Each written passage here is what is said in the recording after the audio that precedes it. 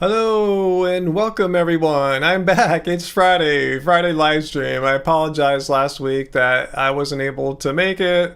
As you guys know, I had some family issues to attend to. If you guys came to the Saturday live stream, I did one the day after with Angie, and everything's fine. Everything's cool. Everything's kind of back to normal now, but it was a weird medication reaction that my stepdad had that resembled the symptoms of a stroke. So everyone was freaking out, and rightfully so. It was a stressful, crazy day, but everything's cool. I'm back. Everything's been cool since last Saturday. And here we are. So here the Friday live stream continues. So welcome everyone. If you don't know who I am Ryan of Happy, Healthy, Vegan. And if you don't know what we're doing here, it's Friday. This is the time right now. Mark this time down in your calendars. Get a notification sent to you, whatever you need to do to remember. This is when we gather Friday, 6 p.m. Pacific Standard Time, and whatever time it might be for you in your time zone, whatever it is right now, this is when we gather to discuss any and all things vegan. So as you might guess, we have a lot of vegan followers and vegan viewers here, and welcome. I see a lot of our regulars and Happy Fam are here. Great to see you all. And if you are new, now you know what we're doing here. And if you're not even vegan or even vegetarian, this is a safe place. We don't allow bullying and bashing and all that kind of stuff. We treat each other here respectfully. In fact, just take a quick look at our rules here. This is how we operate here on the Happy Healthy Vegan channel and live stream, and just how I deal with people in life. You can't be basically like this. If you walk up to me and use a racial epithet, I'm out, about to get punched, who knows. But anyway, just be respectful and cool, and we can all try to get along here. So yeah, if you're not vegan, you've come to a safe place where you can learn about veganism and learn from actual vegans and a few vegetarians that follow here. And if you have any questions you want to ask, go right ahead. Just be respectful, and we'll make this all work out. So welcome everyone. Vegan Metalhead, you've been a member now for 27 months. Awesome. I think you started right on the beginning, right on. And Peter, yeah, I know about what you're talking about there. I've been weighing my options if I want to get involved in that or not.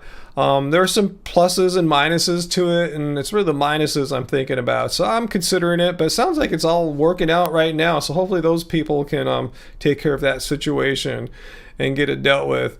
So anyway, it's not really lawsuits though. It's just filing like copyright infringement claims with some kind of official board that weighs these cases out or something like that.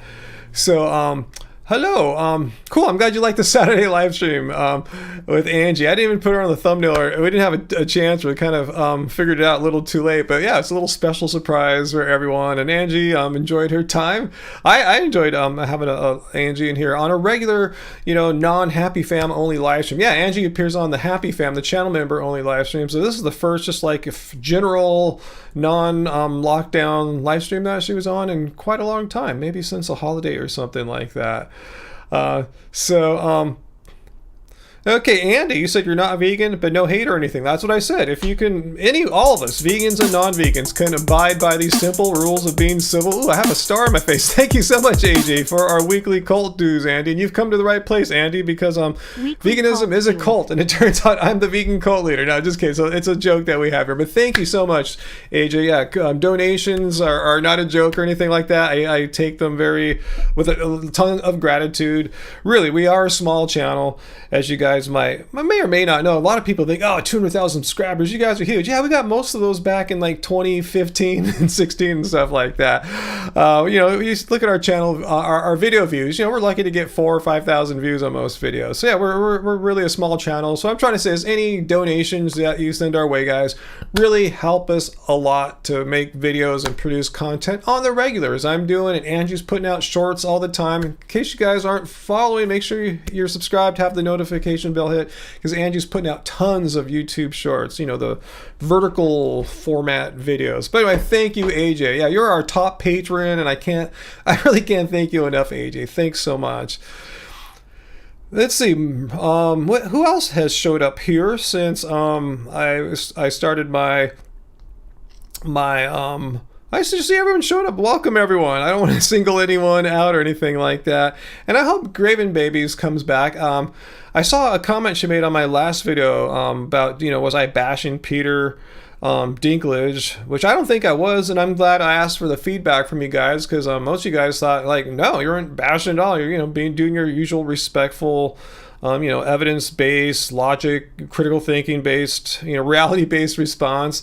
So I hope you come back, Graven. I have no ill will to. I didn't know that was her. She was one of the comments I responded to. That's something we figured out after the live premiere. I didn't put it all together that she was the first person I responded to. And I went back and watched the video after I learned that was Graven, and to see if I was how respectful I was towards her leaving that comment. I was really gracious. In fact, I said I agreed with everything she said, the feedback she left for me. I didn't disagree with it one bit. So hopefully if you're watching, Graven, I have no bad feelings towards you, and hopefully you have a similar kind of feeling towards me. So anyway, hopefully you'll come back, Graven.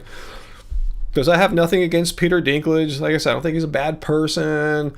I'm not saying go to his webpage and leave him hate comments, or get a petition, start a petition to get him off from not making movies. Nothing like that. He's an artist, he can do his thing, and he just stopped being vegetarian, and I responded to it. So you need a decoder ring for Peter's post? Let's see. Sarah, what's Peter saying? You should add... No, I don't know if I want to get involved. I don't think they're lawsuits per se, Peter. I think they're copyright strike claims, something like that. Not quite lawsuits, like hiring a lawyer and suing for damages. It's not like that from what I understand.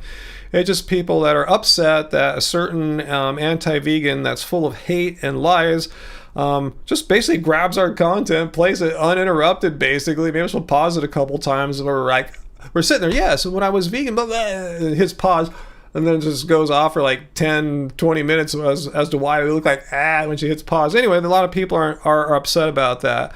And I think they're filing a lot of copyright infringement claims right now. And yeah, some people reached out to me. I'm thinking about it, but I have a lot of other issues I'm dealing with right now, so I'm not sure if I want to go down that road right now.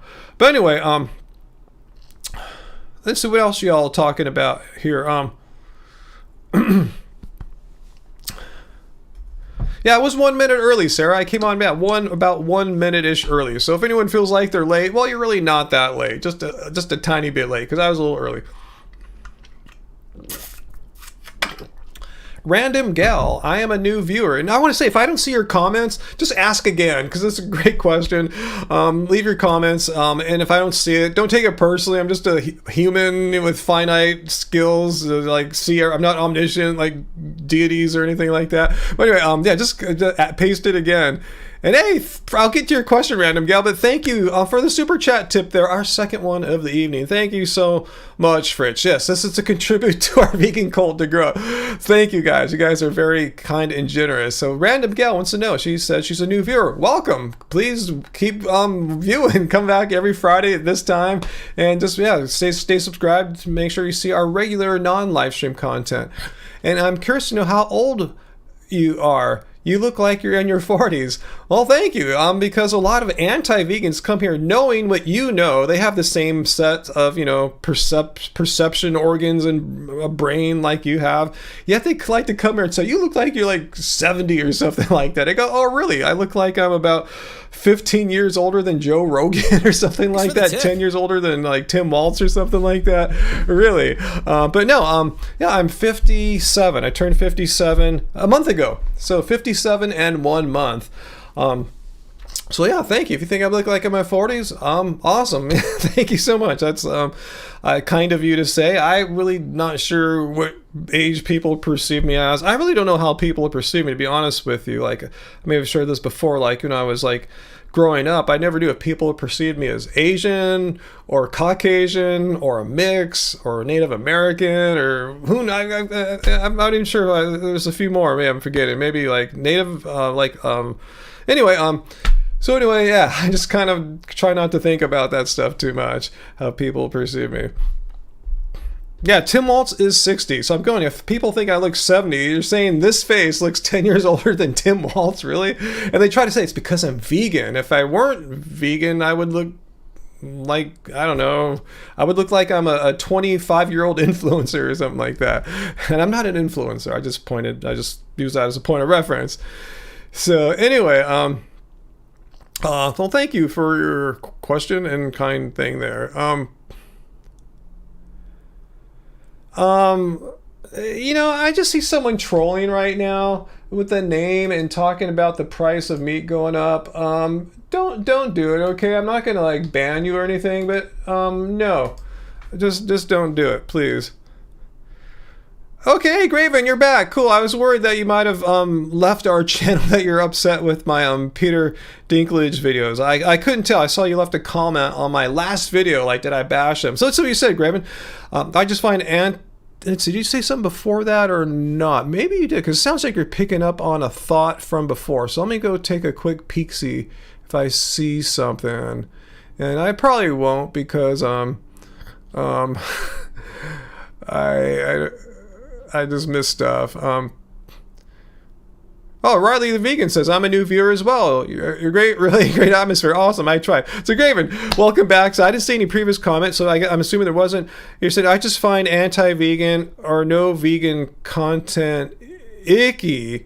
I don't like drama that. Some of the drama is fine, but you never know for sure why people do anything. Like, Jeffrey, what's the 8 people? I'm not sure you're talking about there, but it sounds like you're not upset with my hopefully you're not upset with my response to Peter Dinklage, which I thought was very fair, measured, and respectful. And I have nothing against him. I still want to watch some more of his movies.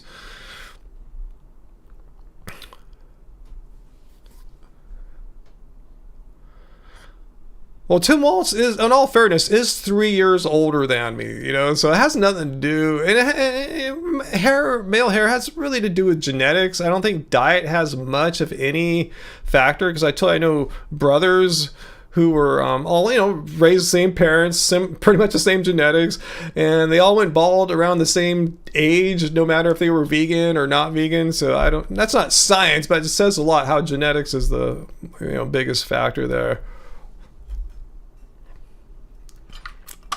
Andy, you never know for sure why people do anything. Didn't Peter Dinklage make it clear why he stopped being vegan? No, that was the whole point of my videos, Andy. At least to me, from what he said, I was confused. It wasn't clear at all. He said one thing, like it was because of Thrones, yet while on Thrones, like I talked about, he was making PETA ads, talking about, being against animal cruelty and exploitation, supposedly demanding that the food prop people brought him tofu rather than like a piece of real dead animal bit, when he's eating something that looks like a dead animal bit. I think there's other reasons, and he doesn't owe us anything. He's just he's a free person in a free country. We all are, as long as things don't change anytime soon here. But anyway, he doesn't owe us any explanation. He said what he said, and he doesn't have to respond more just because a few vegans are kind of confused or anything like that. But given what he said, I don't think it was all that clear, because it just I actually have more questions based on what he said. The timeline doesn't make sense to me. And like I said, he's under no onus to come out and set the record straight, because Ryan of Happy Healthy Vegan doesn't understand. He said what he wanted to, and he's moved on, and totally, that's his thing. Hey, Uncle, welcome, Uncle. Uncle is now not only a moderator, but a channel member too. Awesome.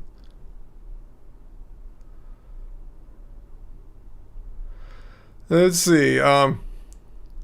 Adam? Where's Adam? Adam, do you have a question for me, Adam? Let me see if I can find what Adam's. Thanks for pointing them out to me. Oh yeah, Andy. Yeah, I did respond to Andy there. That's what I just spent the past couple minutes talking about. Like, no, it wasn't clear. He said because of Thrones, he started eating meat again, but then we saw many kind of like inconsistencies in this timeline that didn't make sense to me, given the information we had. But yeah, let's move on. Yeah, Graven, I didn't realize at the time you were Mary Ann. You said you told Angie once before, but we forget things, you know, unless it's repeated, you know, unless you repeat that several times, we'll probably forget if we only heard it once. But yeah, like I said, I went back and watched the video. Once I learned it was you, I wanted to see how I addressed you, Graven Babies, when I was replying to Mary Ann. I knew you guys were one and the same. And yeah, I thought, you know, I could be biased, but I thought I was kind and respectful responding to you. And also, I agreed with everything you said. I didn't disagree with anything you said there. I 100% believe about being, we should be respectful to, or I should say, we shouldn't judge. We shouldn't be judging others. I can respond without being judgmental. I think that's pretty much what I do here. I didn't like do personal attacks. I didn't say he's a low person because he eats some fish and chicken. Now I didn't say anything of the sort.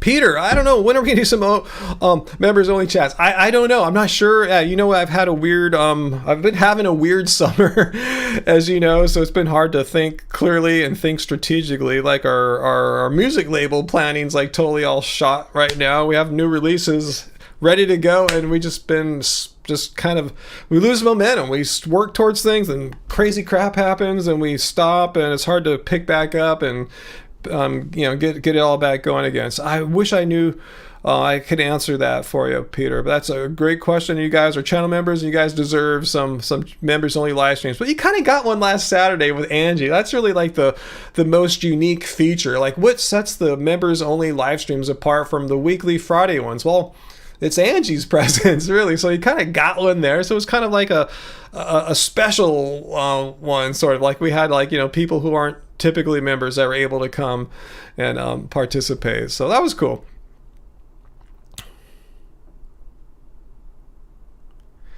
Okay, Andy thought I was fair in my response videos. You didn't see anything wrong with it, and you're not even vegan. Awesome, because yeah, I don't think you need to be vegan. I don't need people to be biased because they're vegan. You know what I'm saying? I think it's an objective observation to make that I wasn't bashing. You know, I was decent and respectful. And that's just how I am. That's how I operate. That's pretty much how the standard I hold myself to. I've tried to, at least. Maybe I failed a few times over the how many years I've been doing this now? 10 plus years of Happy Healthy Vegan. But anyway, let's move on. Now, Adam hasn't said anything I've seen that would violate our rules here. And let me just show the rules here really quickly. Yeah, just be civil. Don't do personal attacks. If you know what that means, attacking people for personal things, like say when they were born or what race they were born or gender, stuff like that. No spamming or trolling. He seems to be doing fine so far. So let me know if you see anything. Let's see.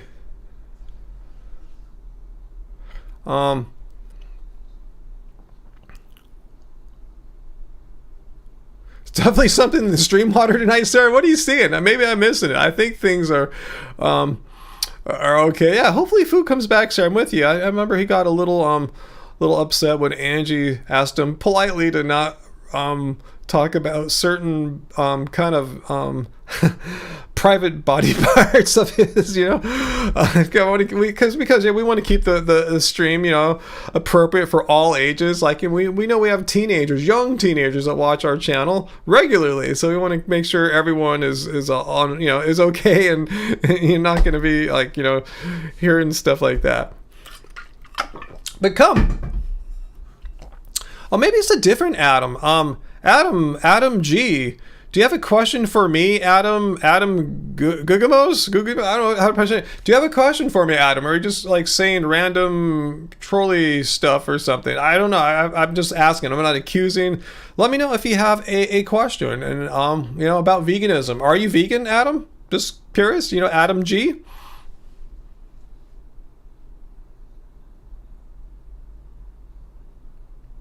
Oh, so random gal, you know who this Adam person is? Does anyone else know who this Adam G is?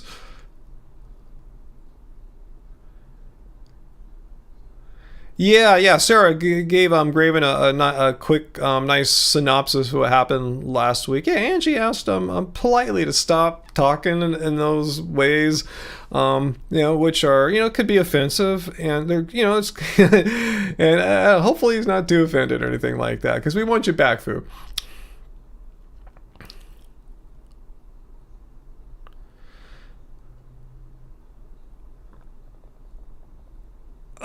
Adam, do you have a question or not? Because I agree with Peter that makes no sense. X future kind of broken. That is not a coherent sentence. I don't know what that means. What else did you say there? What broken vegans eat, or what broke vegans eat? Okay, that kind of makes sense. Are you saying you want to make a video about what broke vegans eat? That's totally cool.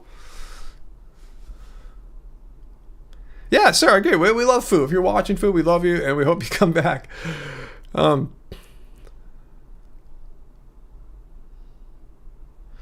GGP 89. Is it okay to give mouth-to-mouth resuscitation to a non-vegan if they are choking on meat? Well, are you asking that seriously? You should let someone die because you disagree with their non-veganism? I think that's a bit extreme and cruel.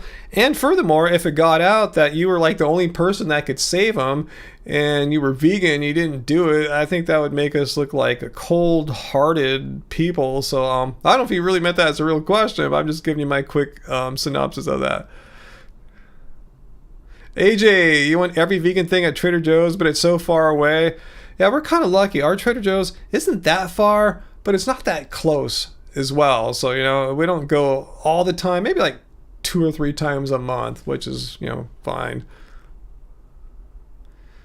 Okay, Bad Manner Korea. Let me see. Let me read what Bad Manner Korea just said here, and I can have my moderators tell me if this is true or not. He said, I got called a troll and timed out for saying you have no reason to change to veganism. Well, I didn't time you out. So, Peter or Uncle, did you time out Bad Matter Korea for saying he has no reason to change for veganism? Because that is not a timeoutable or bannable comment. Let me just show you. I don't know why this is so hard to understand. Maybe you're new here, but maybe you're new here. Just don't do any personal attacks. You should know what personal attacks mean. We try to keep things respectful. So as long as you're being civil, you shouldn't be timed out or anything. Peter thinks he didn't. He said, I don't know. I don't think I did so. He'd probably remember. So anyway, do you have a question for me, Bad Manner Korea? Let me know if you have a question or something like that, and I'll try my best to answer it. Okay, so maybe our bot may have timed you out. We have not only our human moderators, we have some bot moderators, and our bot moderators time out people. It's looking for patterns, like if there's any swear words, the comment won't get through. If it's all caps, it won't get through typically. Uncle, he said, yeah, when was it? Korea, what was your name? Bad Manner Korea. Was it tonight or another night? Because, I just assumed he was talking about right now, like today. So let us know when this supposed timing out happened, and was it today or previous day? And what's your question?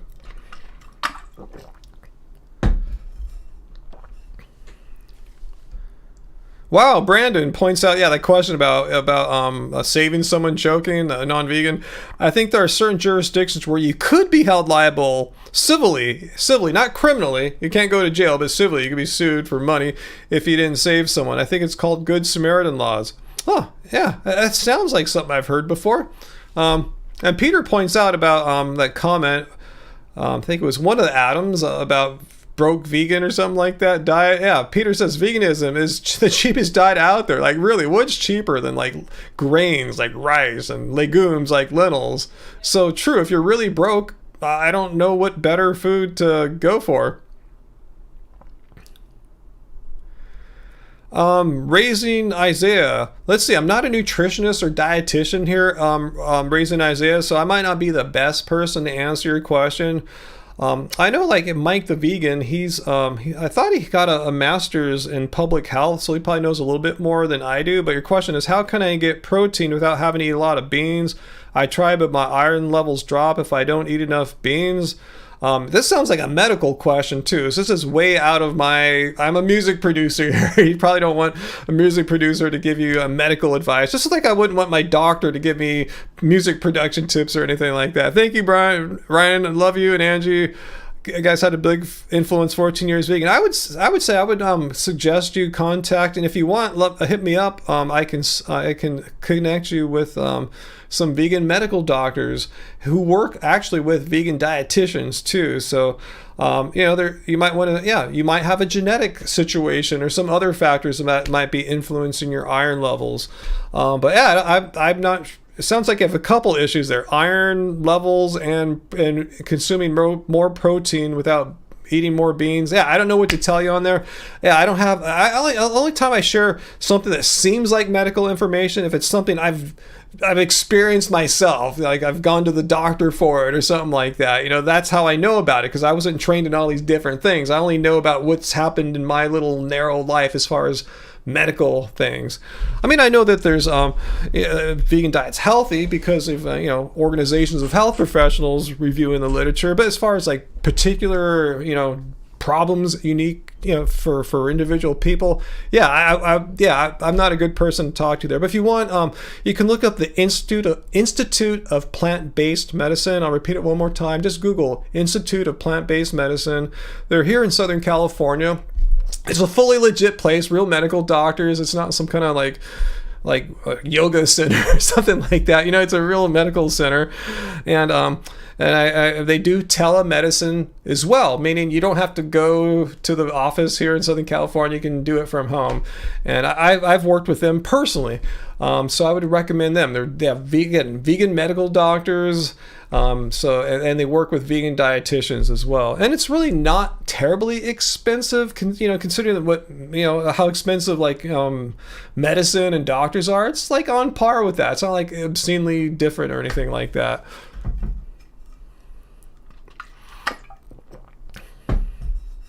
Let's see. So what am I missing here? I'm sure I missed a lot of stuff there, guys. So if I didn't see your question, just ask it again in like 30 seconds or something like that. Okay, I'm just trying my best here as a simple human with one brain and two eyes. Okay, cool. I'm glad you liked my answer there. Raising Isaiah. I thought I saw it there a second ago. God, it seemed to disappear. Let me see if something happened there. Oh, I see some people are back. Hang on one second here.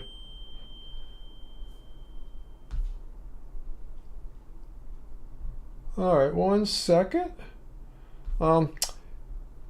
Anyway, let's see what else we got else talking about.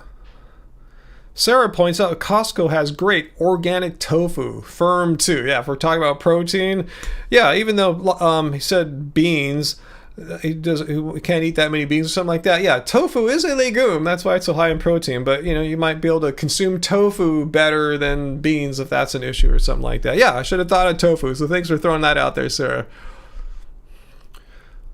And you happen to have 3 thingies of tofu chunks marinating right now. Sounds awesome. Hey, Patrick. Yeah, I forgot. You were involved in a city council race. So let's see what happened. You did win a seat on the Marana Town Council, a suburb of Tucson. Awesome. I came in first place. I am told that I am the only elected official in southern Arizona that is vegan. More reason why more vegans should try to run for offices on all levels, because if we're like 1, 2, or 3% of the population, whatever it is, we should be represented in a similar proportion in all walks of life, politics, CEOs, the whole thing, medicine. So good job. Awesome. Go and represent. And you're not going to be able to change Tucson or anything immediately, but you'll be able to leave your mark, and people will be able to hear for the first time a vegan's point of view in political discourse in your city. So that's totally awesome, Patrick. I tip my hat if I was wearing one today to you, and I sure as hell wish I could have won my city council race back in 2020, but it just wasn't in the cards. I was woefully underprepared and even more woefully underfunded. Wow, Sarah, that sounds good. You marinate your tofu for 2 days. Awesome. Um, let's see. Riley wants to know, do I remember the time vegan teacher praised certain terrible acts? I don't really watch her content, Riley, so I can't say maybe I don't know, but I'm not saying you're lying, but I don't remember. Those extreme questions come from people like them. Like whom? Who are you referring to, Riley? But let me see if I remember what you're talking about. I'm trying to go back a few years here in my mind. Yeah, I thought she did say. I think you are right. Didn't she say something about? I don't remember. I don't want to paraphrase because I don't remember. But anyway, yeah, I don't watch too many other vegan YouTubers. The ones I watch more, I kind of watch Joey Carbstrong the most. I really like him going out in the streets and sitting down at a table and talking to people. Recently he's had his little series about how I eat dog meat. Convince me otherwise or something like that. I love that. It's just great trolling. So anyway, yeah, I don't watch too many. I like watching the discussion, the debate happening. That's entertaining for me. Hey, Bill's here. Awesome. Welcome, Bill. Woohoo.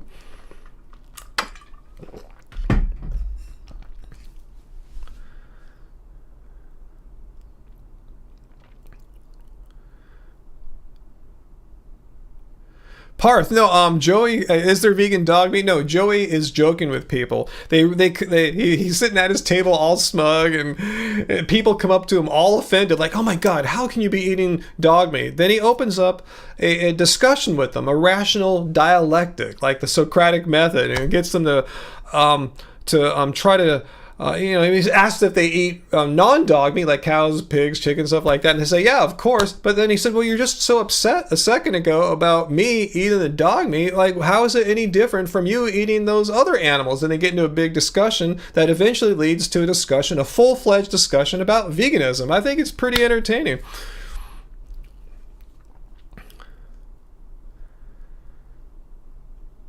Andy asks, hey Ryan, curious what you think about this. Do you think vegans are more compassionate people?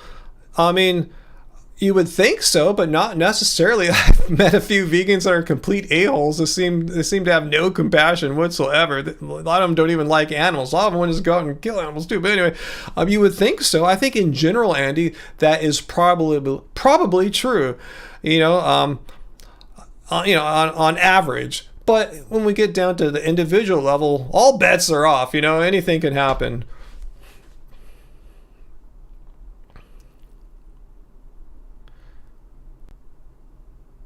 Wow, you're gonna go do 2 events in a week on these. Hey, you told me about some rib festival that's going on in your town, Peter. So yeah. You're brave. People going to rib festivals probably are some of the most brazen meat eaters, I imagine. So they're probably not going to be too open to discussing veganism on any level, intellectual or emotional or whatever. I don't think it's gonna be a rough fight. But I tip my hat again to you and go out and fight the brave fight. Not literally fight. You know what I'm saying? Just go out and be spread some vegan wisdom if they're open to it.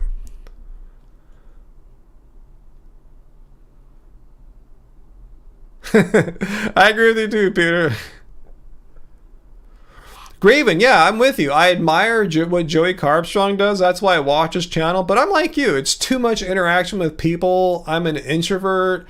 I just going out, and I don't like going out and debating people in real time like that. I'm trained in philosophy. Angie said, well, you undoubtedly must have had debate classes as part of your philosophy education. I said, no, that's totally different. That debate has nothing to do with traditional education in philosophy. So that's a whole different skill, different, all that, practice, something, that's independent from being a philosopher or something like that. Philosophy is actually it's not real time. You're writing papers, you're reading stuff that people wrote before you, like books from 100 or 1,000 years ago, or books or papers that were published just a few weeks or months ago.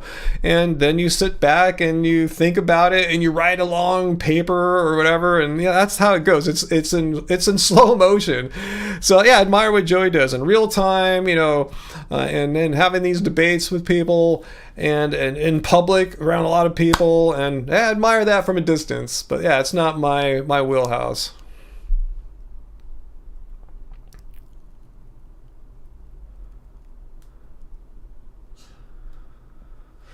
Yeah, Uncle, I'm more like you. I'm chill. I'm really not into confrontation.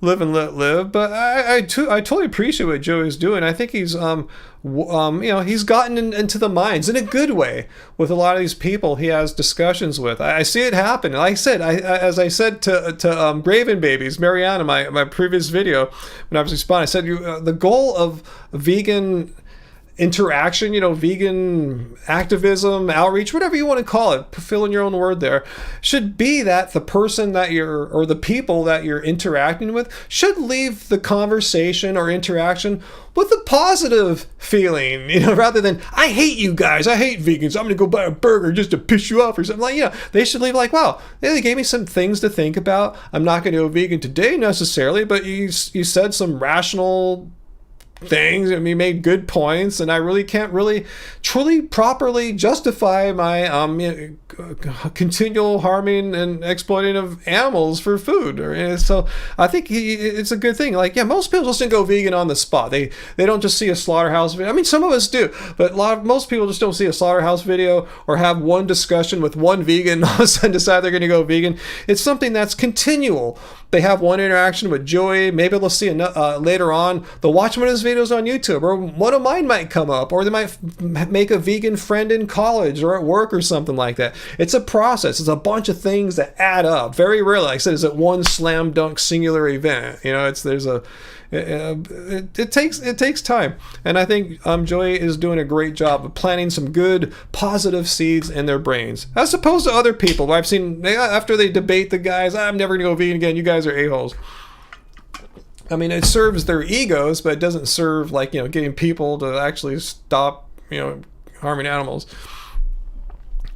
Yeah, earthing Ed's, yeah, a Socratic method technique. Joey's kind of like that too. I think Ed is even more explicitly using like a Socratic method. But yeah, Joey does something like that too. They're both good. I like watching their stuff. Those are the kind of people I'll watch vegan videos of typically. Because we were talking about, I see this vegan teacher thing from a while ago, and I have nothing. I'm not saying anything bad about her. Just not. There's so many vegan people online. You only can watch so much, and that's who I usually watch. Or else you're gonna watch them. You're gonna be watching vegan content all day. Yeah, and Johnny, Bravo. Yeah, if you don't like Joey Carbstrong, totally cool. Everyone's got their own preferences and likes and everything. Yeah, if that's not your thing, just for me, being, philosophically minded and doing response videos and doing these Friday live streams when the sometimes haters come on and say, I know exactly what Joey's doing, because he says that, like when someone says something, it's like, I've heard that a bunch of times. You don't think you're saying something new to me, like I've never heard this bizarre argument, like I can't go vegan because of the country I'm from or my ancestors or plants are sentient. I've heard all this stuff a million times. So anyway,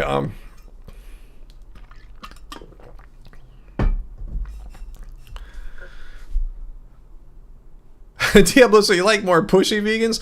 Earthing that is too soft. But it serves, I think, it does fulfill a nice role of, again, leaving a positive message in people's minds. I don't think too many people, when they talk to Ed, leave like, wow, that guy was a complete jerk. He's an a-hole. I hate him and all vegans because he was such a jerk. You know what I'm saying? I think he does serve the cause well. The cause meaning, again, when you have an interaction with a non-vegan about veganism, you want them to leave that interaction with a positive note, positive feeling, rather than a negative or even hateful one. And I think Ed, A+ on that.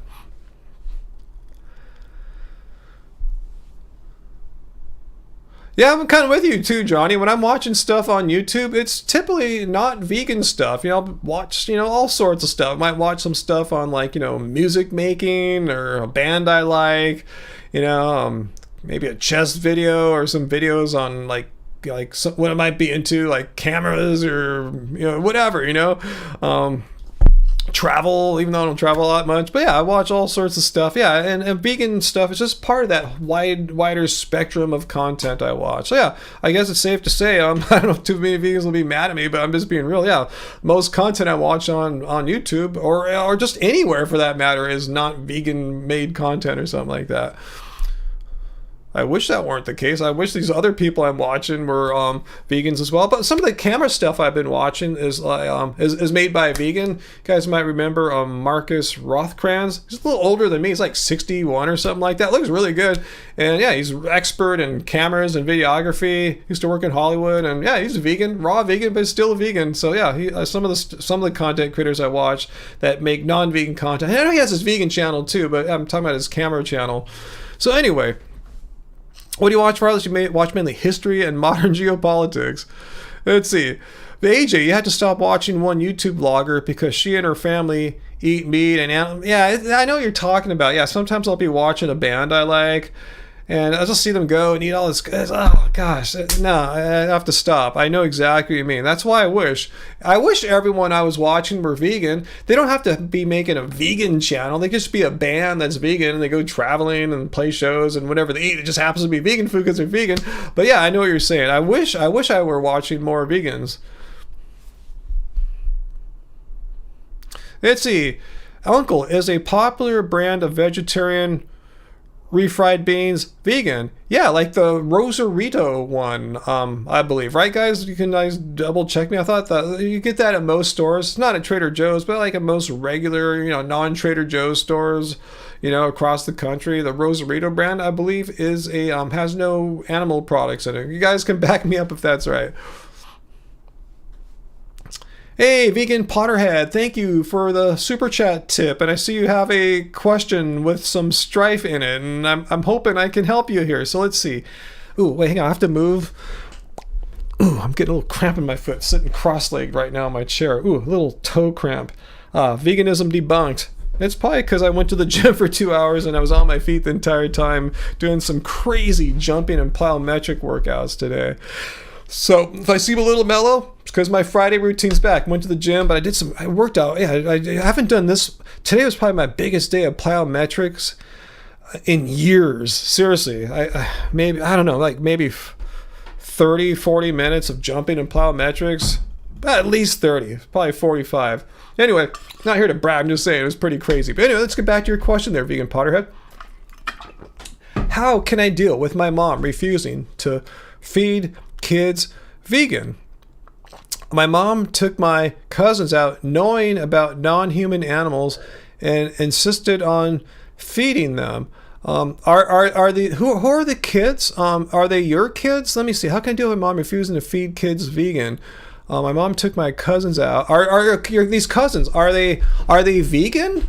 Because your mom, if they're not vegan, your mom probably wouldn't be thinking at all to buy them vegan food. Let me know. Your question, needs a little bit more detail for me to answer. Because the way it's written right now, it makes it sound like your mom's not vegan and your cousins aren't vegan. So you're kind of wondering why your non-vegan mom isn't buying vegan food for your non-vegan cousins, because that's kind of how it goes, right? That's just kind of normal. Like, non-vegans go out and buy non-vegan food. But let me know if your mom or your cousin are vegan, because that would make it a little more interesting there. A little, let's see. So yeah, we'll see what you say.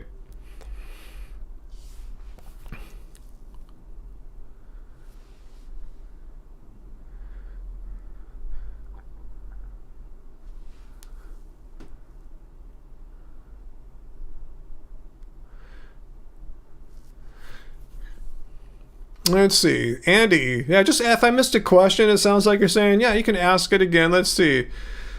Ryan, do you think people have free will when it comes to what they are compassionate towards, or is it learned, inherent to the person, or a personal decision? Wow, what a deep question there. Let me just to see if I can wrap my head around that and give you any kind of like meaningful response with just a few seconds of thought. But thanks for the tip. Oh, Metalhead gave us a tip there. Thank you. I'll come back to you a second there, Andy. But thank you. What'd you say there, Vegan Metal? Thanks for the super tip. You love being vegan. You get called the man behind the meme on a different vegan channel. He's wearing one of my shirts. Awesome. I'm glad you're I'd be part of that meme of you. I'm sorry they did that to you. And it doesn't suck being vegan, and it doesn't suck being a non-deficient vegan either. So thanks so much there. I just on a philosophical level, I don't want to go too far into philosophy because I know this is not a philosophy channel, but I have to wade into it sometimes because I'm a philosopher. But I believe that we do have free will. You know, there are those who argue that we don't have free will, so we do have free will. So when it comes to people have free will when it comes to what they are compassionate towards. There are two different concepts you're bringing up there, I think.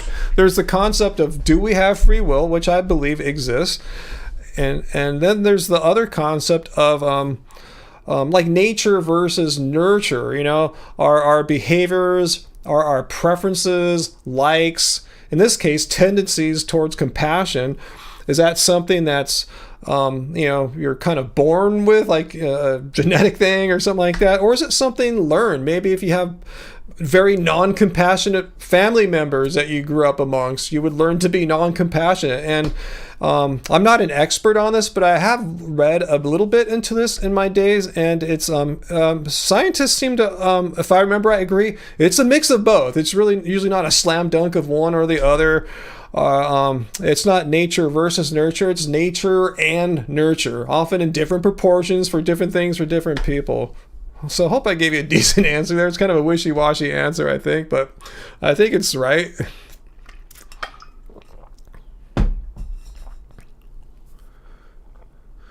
So, is Nikki gone already? Bye, Nikki, if you've left already. I don't think I said hi to Nikki much tonight, so I apologize if I'm not saying hi to everyone. I guess I'm a little more tired than I thought. So Andy follows up, like, can someone help if they are not a compassionate person towards animals?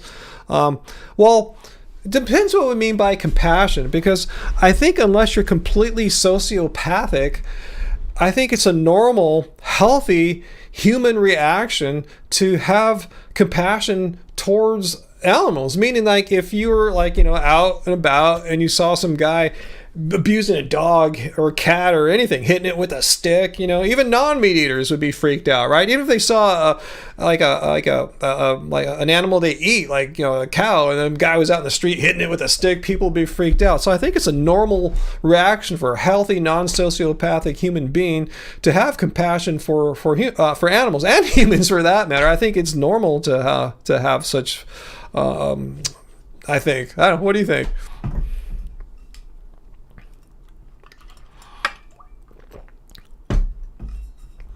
What's that, Johnny Bravo? I have an interesting one, Ryan. End all wars forever, or end all animal slaughter. Hey, I want both of those. I mean, yeah, sure, the vegan enemy wants to say, yeah, the latter. That sounds awesome. But then the, you know, the compassion for all sentient beings, meaning animals and humans, I mean, likes the former one as well.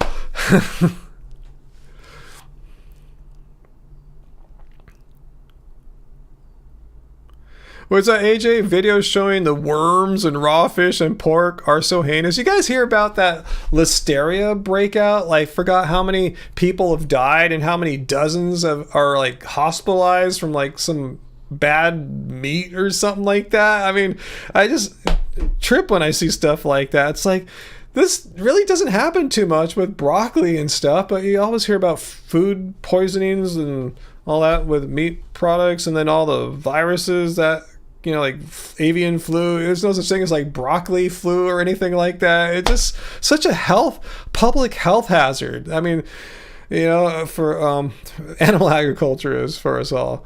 Anyway. Vegan Potterhead, would it be possible to answer your question? Let me see if I can find your question, Vegan Potterhead. If not, just ask it again. Let's see. Let's see. I don't see your question. Were you talking to Graven or something? Or let me know. Yeah, AJ says, yeah, there was a listeria outbreak with lettuce in New York recently, but I read this listeria outbreak. I think it originated from meats or whatever from a plant in like the East Coast, maybe like North Carolina or something like that. But I think it was like a dozen states or so that have had people get ill or die from this listeria breakout because I guess, food gets, distributed everywhere. Let's see, Riley says, my fave topic to talk about when it comes to animal ethics is one that most vegans think is crazy. What would that be? I'm just kind of curious. I won't call you crazy. And what topic is that, Riley? Jen wants to know now, too. Let's see, Jessica says, I have heard of romaine or packaged salads. I've heard, yeah, I know what you're saying. They're having bacteria, but never sick from it. Let's see,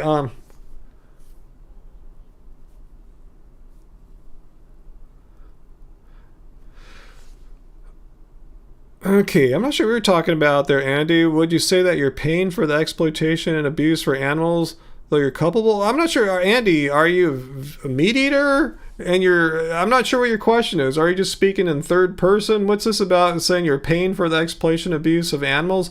Well, yeah, people like, meat producers wouldn't just go out on their day off and like exploit animals and kill them and stuff. They have other things they want to do. They don't want to go to the slaughterhouses and kill animals. It's a horrible job to understand. Like one of the most traumatic things you'll ever have to do to get a paycheck. So yeah, people are only doing these horrible things because they're getting paid to do it. And the higher ups are receiving nice, paychecks, running the whole operation. So I'm not sure. Let me know what your question is there.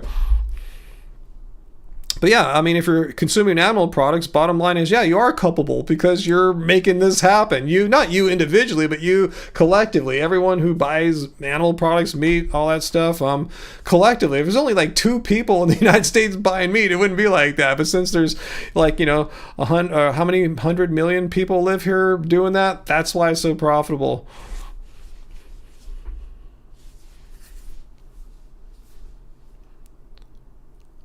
Oh, there's your question. I remember you left that super chat tip earlier, Vegan Potterhead.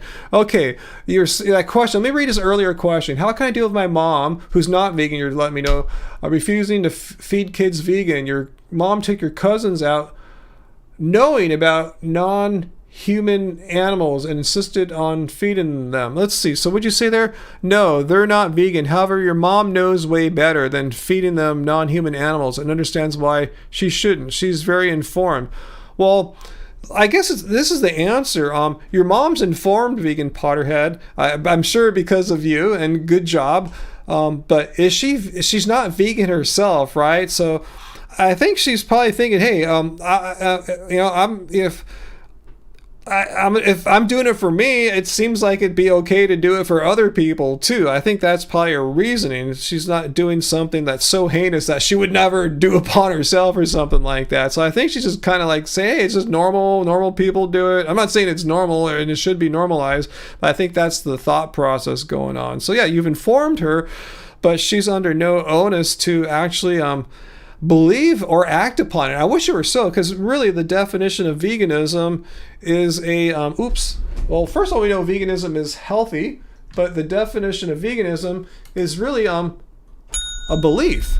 Either believe this here, that it's animal cruelty and exploitation are wrong, and not only are they wrong, you actually want to do something about that, live in a way so that you're not participating in that. Eating plants is the biggest first step. So if your mom doesn't have that belief, unlike you, Vegan Potterhead, she's probably not going to take those actions in her life like you do, like we all do, eating plants only. So I'm not surprised that she's not serving your cousins or anyone else for that matter, because she's serving herself up meat and dairy products, I assume. So yeah, I don't see why she would think, well, I'm going to eat the meat, but I'm going to give the cousins the vegan stuff. You know what I'm saying? So if your mom believed this, then she would take them to eat plants instead. I think that's what's going on. Ryan said sociopath, Jenmer. Yes, I did say that, but a while ago, right? I didn't say it recently.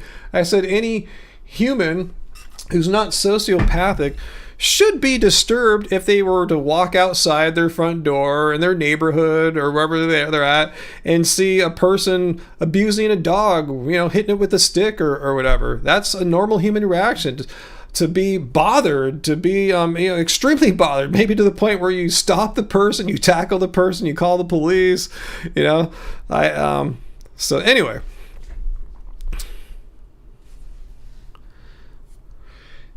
Yeah, Graven, back to Vegan Potterhead. Yeah, Graven says, that sounds like you're trying to force them to go vegan. And unfortunately, or fortunately, we can't force people to do. I'm glad it's forced. I don't want people to force me to do things I don't want to do. In this case, it happens to be a good thing. But anyway, my point is, you can't force someone to go vegan. You can inform them about vegan, tell them how awesome it is, how great it is for the animals, and how horrible it is for the animals since so many people are not vegan. But the bottom line is, you can't force someone to go vegan. You can't force someone to believe this. It's something we all individually come to believe on our own through a variety of factors in our lives that led us to this kind of belief. But yeah, you can't force your mom or anyone for that matter. You can't force people to go vegan. You could educate them all you want and be a great example and everything, but, it's up to each individual person to actually believe, yeah, you know what? They are right. Animal cruelty and exploitation are wrong. Oops, wrong one. Oops, I'm hitting all these buttons right now. I just screwed up big time, but you get my point there.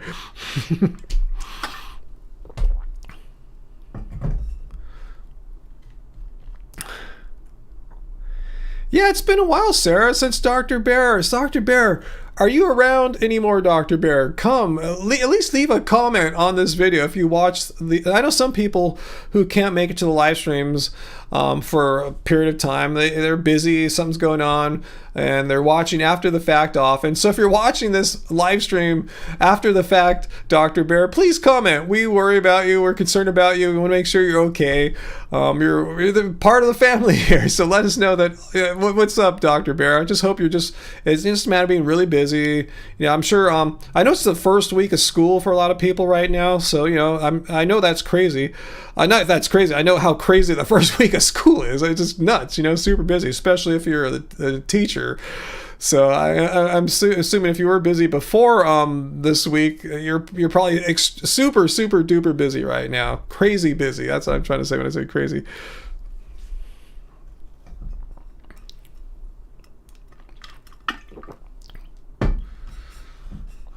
Oh, sorry, your schools go back next week. Yeah, it just starts in early mid-August, like 1 week, a whole chunk of students will go back. The next week, another big chunk. Yeah, sometime by early mid-September, seems like everyone's finally gone back.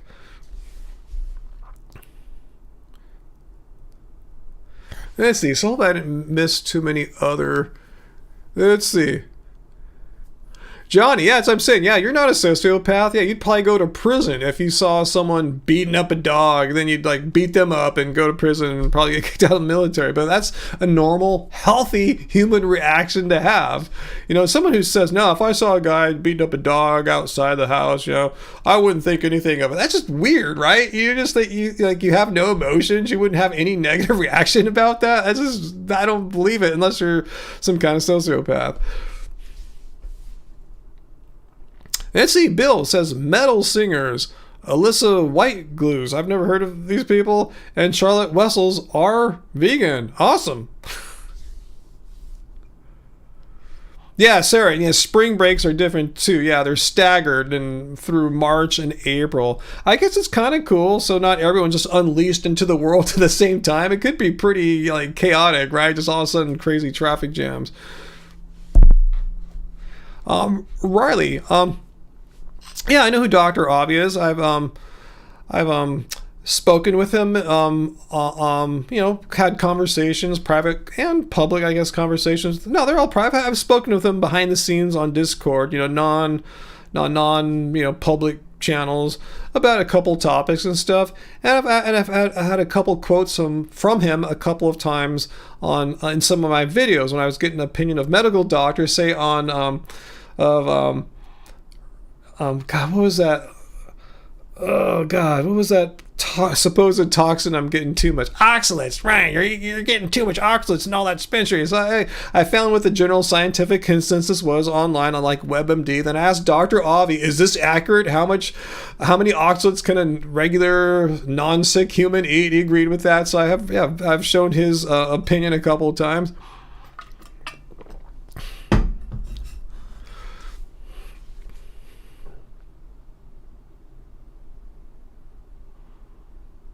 Oh, that's interesting, Sarah. Yeah, I know you did some kids' school lunches in your past, and you catered organic lunches to private schools, and we always had a vegan option, but kids had to sign up for that specifically.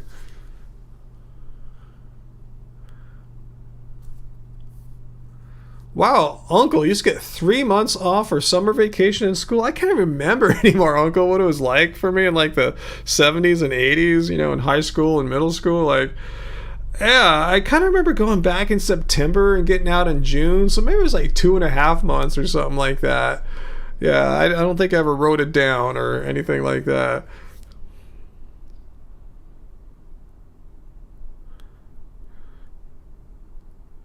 Let's see. MRider777, what do you think being vegan?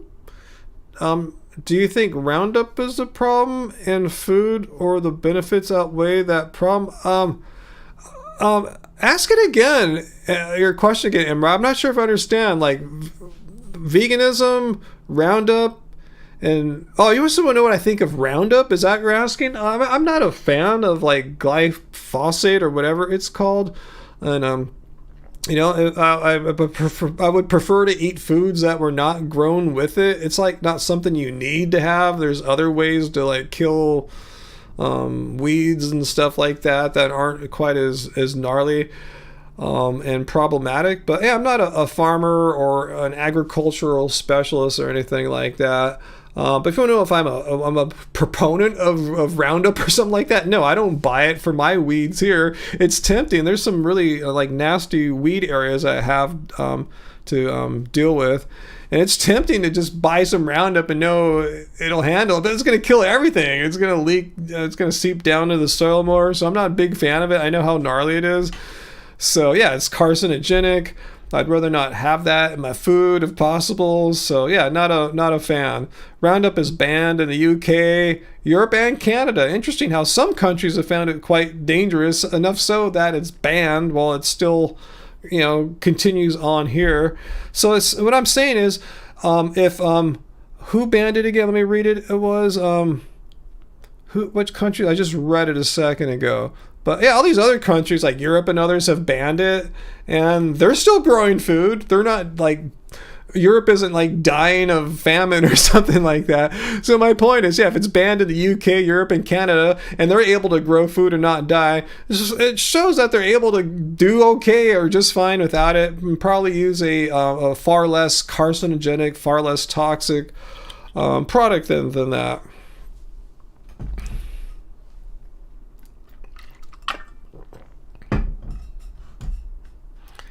Andy, so you're not vegan. You say, thanks, Aaron. Yes, I've seen the vegan documentaries, know the vegan arguments, understand how I'm hypocritical to say I love animals. I just don't know why I keep going back to eating them. Just because I can tell you why, Andy. I've never met you, obviously, but I can tell you why. If you love animals, and you it sounds like you truly you have the wish, the desire to not have to have animals be harmed, exploited, and ultimately killed for you on a pretty much regular daily basis for your food. You just haven't made the commitment yet just to make the choice. You have half of it already, Andy, because veganism is two things. It's two parts. Part A, it's a belief. You're against animal cruelty and exploitation. And I tip my hat to you, Andy, because you have that part down. It sounds like you are against animal cruelty and exploitation. The second part is, okay, we just don't stop there as vegans. Like, yeah, we say, okay, not only are we against animal cruelty and exploitation, we're actually going to do something about it, so we're not participating and promoting and giving money to animal cruelty and exploitation. And then, yeah, the first big step is to not consume animal products, particularly in your diet. So there's just something that's You just haven't found that big reason yet to like make the big push. It's probably just because of making a change like that is a change. And let's just face it, changes in life is as exciting as change can be. It's often accompanied with anxiety. Right? We're scared of change, most of us, even though we want change. So even when we get a change we want, there's often a lot of anxiety about like, wow, how's life going to be now? What am I going to eat? In this case, if you're thinking about eating a vegan diet because you have vegan ethics, I understand that, so that's probably the biggest reason why a lot of people don't go vegan who are like yourself, who do believe the ethical stance about being against animal cruelty and exploitation, but don't have the extra willpower to actually just say, hey, I'm just going to eat plants. I make it sound so easy, but it's really that easy, Andy. It's really not that tough just to eat plants. And let me give you a little helper, a little head start. Get our books, man. That's the hardest thing. It's just having go-to foods that are not really expensive and not really difficult to produce, stuff you can eat all the time. This book, the Happy Healthy Vegan Cookbook, is our food diary from like years 2016 or 2015 to 2020. This is stuff we're eating all the time. I don't know what we're eating tonight, but there's like at least a 50-50 chance what we have for dinner tonight's going to be something from the Happy Healthy Vegan Cookbook. So I think that's the first thing you need to do is just say, hey, I'm going to try eating plants for a while and see how it goes. And you'll see, okay, you just have to make a few adaptations as far as like what you're going to buy at the store, how you're going to cook them. And Uncle says those are some tasty cookbooks. And I will go a step further. I'm going to spoon feed you our book base. So let's go to, let's see, the happyhealthyvegan.org website. You can get yourself an ebook. These things, I still have them on their like Black Friday prices. I'm just going to keep them at these lower prices. You can get an ebook right now for $9.99 for either ebook, or the Happy Healthy Vegan Cookbook is $18, which again is an awesome deal. It's like all color. It's this huge freaking book with this metal spine, so you can like open up a page, lay it on your counter, and the recipe's right there. So let me give you a link to this so you can order one if you want. So I think that's a good first step for you, getting over the food fear factor. No Joe Rogan pun intended there, but yeah, just don't get over the food. Just don't be afraid of the food. It's easy. It's simple. I can make a lot of these recipes just by reading what Angie wrote there. So check it out. I think that will be helpful in getting you to the next step. You already did the hard part. The hard part for most people is just understanding or believing this, that animal cruelty and exploitation are wrong. Congratulations. You're further along than like 98% of the people I talk to about this who aren't already vegan. You just got to do the easy part now. Just eat plants. It's not that difficult. I can do it, and I did it in my 40s. If I can do it in my 40s, you can do it. It's not that tough. Cool, Andy. I really do hope you check it out. And if you don't get our book, get another one. But I can vouch for ours because, I make these recipes and we've been eating this food day in and day out for years.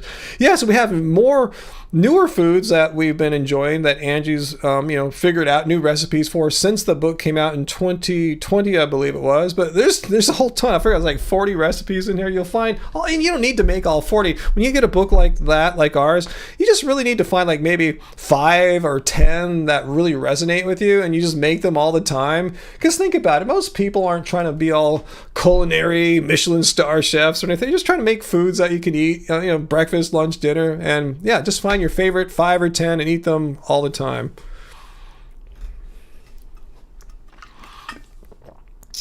Let's see, what's that vegan metalhead? I sent you a picture from a vegan restaurant. The name of the restaurant is Anixi Vegan and Kosher Restaurant. Interesting. Okay, I'll check it out. Did you send it to me on Facebook?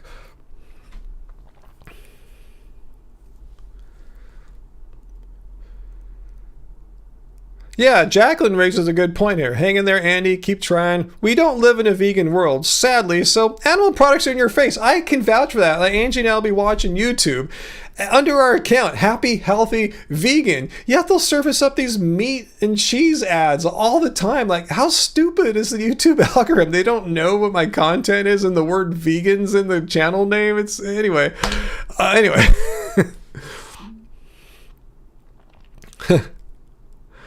A lentil loaf, Sarah. Ooh, tell me more. What is a lentil loaf? I can't recall ever having a lentil loaf. It's like a bread loaf made out of lentils. If so, that sounds amazing. I want one. Riley, what's my opinion on the argument, name the trait? Well, that's a Dr. Avi thing. Yeah, you're a Dr. Avi fan. I have to be honest with you, I haven't really watched them present that much, and the little bit I have, I don't fully totally get it 100%, but it's cool if it works and they're active. I'm not knocking, I'm just saying maybe I'm just too dumb or something, I don't grasp it, but if it works for them and their activism, awesome, keep using it. I'm not going to tell anyone to stop using a tool just because I'm too stupid to understand it, but I bring up other things in my vegan activism other than that. So that's my opinion on that. You can show me on here, Metalhead? How can you show me on here? Let me know what you got there. Thanks for the tip. Okay, thanks for the tip. You sent me the picture on Facebook. Show it's quite realistic. It's a vegan eggs Benedict dish. Wow, interesting. I don't think I've ever had a vegan Benedict eggs before. That sounds interesting. Wow. I used to eat that from time to time when I was a non-vegan. Johnny Bravo, you got it going. Yeah, you're on the East Coast, so it's really late for you there. I mean, so I'm just glad you can stick around as long as you can on these Friday nights. So good to see you, Johnny Bravo.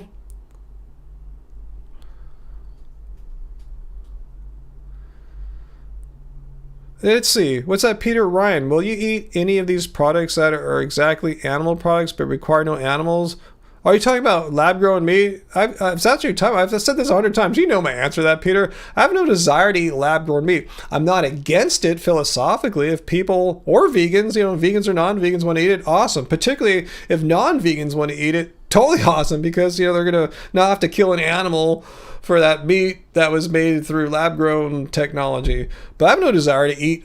It's real meat. It's not like a Beyond or Impossible burger made out of whatever plants, It's real meat. Just didn't come from a dead animal. But it's not like I crave meat as a vegan. You know what I'm talking about? Like a lot of our non-vegans assume, but you probably really would love to eat meat. Like, no, meat is gross. So why would I want to eat something that I find gross, So no. Lab-grown honey? I'll think about that when the time comes, Uncle. I never thought about lab-grown honey. I don't find honey gross. I'll ponder that. When that bridge is there to be crossed, I'll ponder that one, Uncle. But I'm not as immediately opposed to the concept of lab-grown honey. What do I think of the glyphosate content of fake meats? I don't know. Do you have any numbers or anything for me? I have no idea. And the thing is, is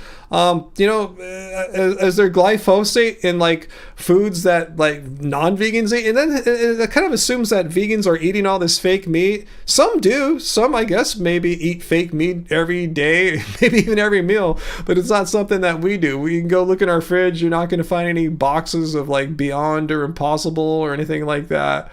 So not sure what your point is there. The thing is, Roundup is used in all levels of agriculture. So if it's used on the plants that are inside of some lab-grown meat, supposedly, I'm sure it's on all sorts of plants. It's not just exclusive to like a Beyond Burger or something like that.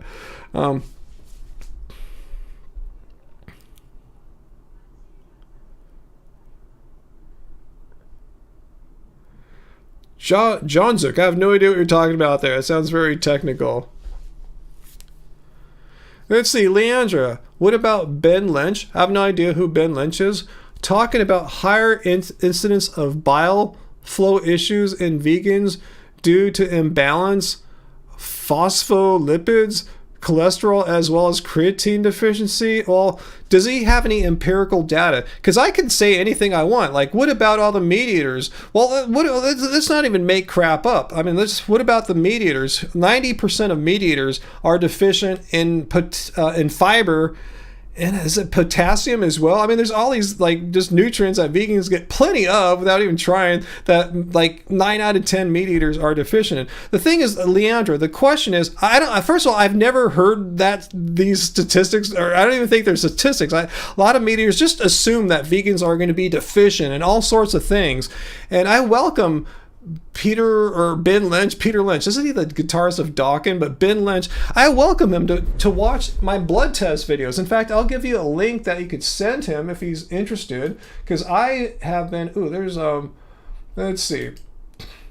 Let me go to our playlist, and here I have a vegan blood test playlist. Let me copy it.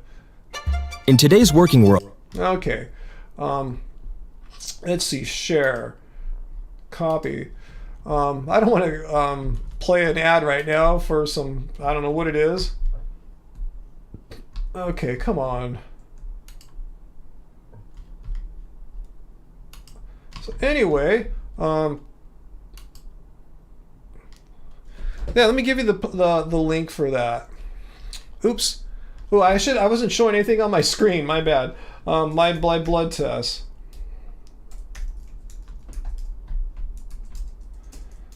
So Ben Lynch could watch my blood test videos and go, well, that doesn't prove anything. Just one guy on YouTube who's in his 50s who has had healthy blood tests the entire time he's been vegan, and his blood tests are healthier now that he's an old man and vegan. They're much healthier than like 25 years ago when I was like 30 years old. My blood tests are better now. That usually doesn't happen. Usually you get worse as you get older.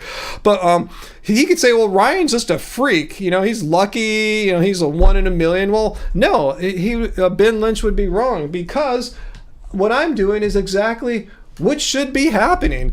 A balanced, sensible, well-planned vegan diet is known by the scientific community. This is the scientific consensus here. I'm not sure what Ben thinks the scientific consensus on vegan diets. We're all deficient in all this stuff, but vegan diets are nutritionally adequate for all people, all stages of life. That even includes, you can be a gold medal Olympian athlete as well, which, you know, most of us don't need that kind of that much, you know. But anyway, my point is, yeah, Ben Lynch is welcome to have his opinion. The question is it based in fact? I can give you an opinion, but my opinion isn't just my opinion. I made it in an armchair here. It's the opinion of health professionals, not only just single people, but these are organizations of health professionals who have reviewed the scientific literature, and the scientific consensus is right here. I'm not sure what Ben Lynch has.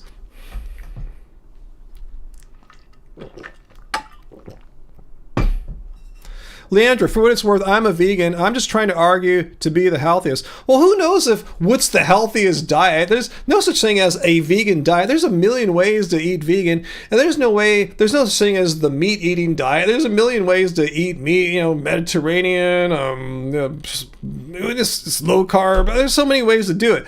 The thing is, you want to know what's most important, I think, Leandra, is not to get in a debate or fight with someone. My diet's healthier than your diet. Who knows? But we do know that a vegan diet is healthy. And again, it's not just your opinion. This is a scientific consensus that there's nothing wrong. You know, just take a B12 sup, if anything.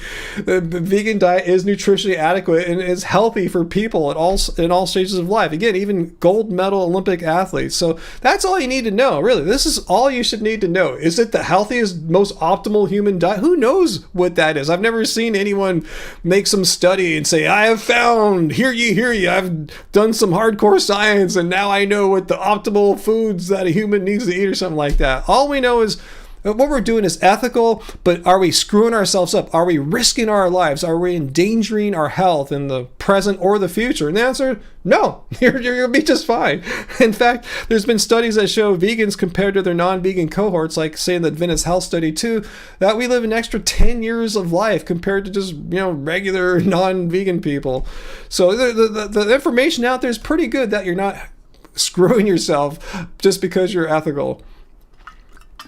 Yeah, Uncle, yeah, vegan diet. There's no such thing as a vegan diet. You can just eat Oreos and beer. That would be vegan. You know, that's technically vegan. You could have a stance against animal cruelty and exploitation and eat nothing but Oreos and beer and call yourself a vegan. Will that produce these great health outcomes? Hell no, because it's not a balanced, sensible vegan diet. You'd never be able to win a gold medal at the Olympics eating just beer and Oreos.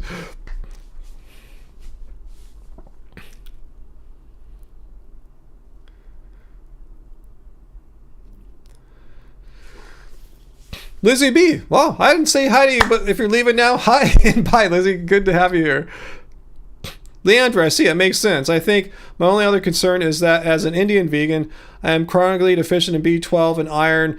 that resurfaces when I'm no longer getting injections or infusions. Well, yeah, that's why most people should be taking a B12 supplement. I mean, I've said many times, the first 5 years as a vegan, I didn't take any B12 supplements, but I was getting tested regularly and my B12 levels were fine. After 5 years, while still having perfectly healthy B12 levels, I started taking a supplement and my levels went up even higher. So bottom line is, like, most people, vegan or non-vegan, should take a B12 supplement.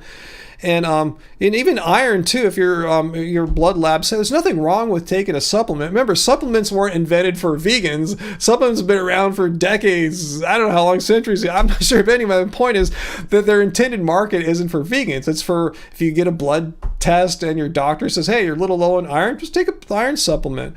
Bottom line, what I do is I take a daily multivitamin now. Occasionally, like maybe once or twice a week, I'll grab the B12 spray. And that's what I recommend to you, Leandra. If you're getting blood tests and you see your B12 levels are low, I've noticed if I do the sublingual spray like 3-4 times a week, mine go up quickly. I mean, really high too. That's I'm not a medical doctor. Maybe your particular situation, your body needs injections. I don't know, but I'm saying personally for me, Ryan, the sublingual B12 spray is amazing, But yeah, I'm doing pretty good between that and just, maybe once or twice a week and having a daily multivitamin, which has B12 and iron in it.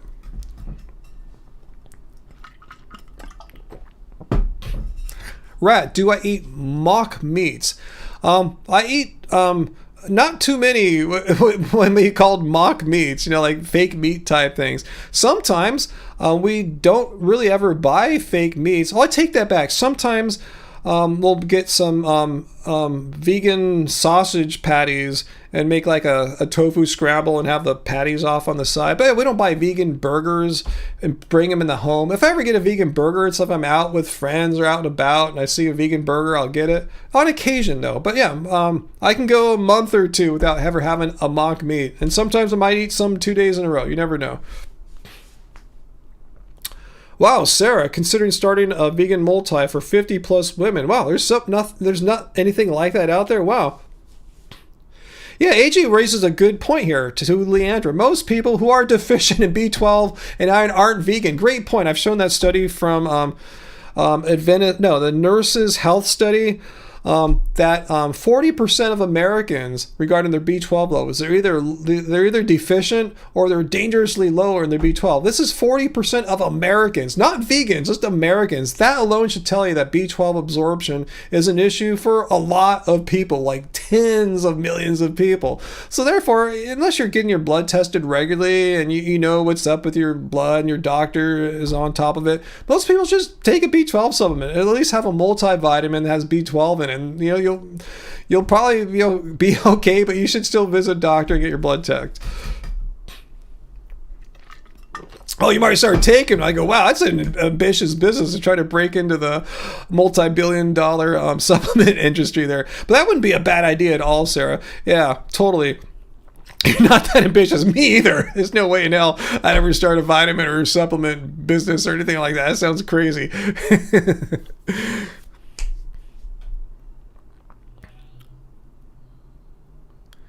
Let's see. Uncle says, how do I feel about saying goodbye to the red car trolley attraction at Disney California Adventure? What? It's going on. I just wrote it like this week. To make room for a new construction on the Adventures campus?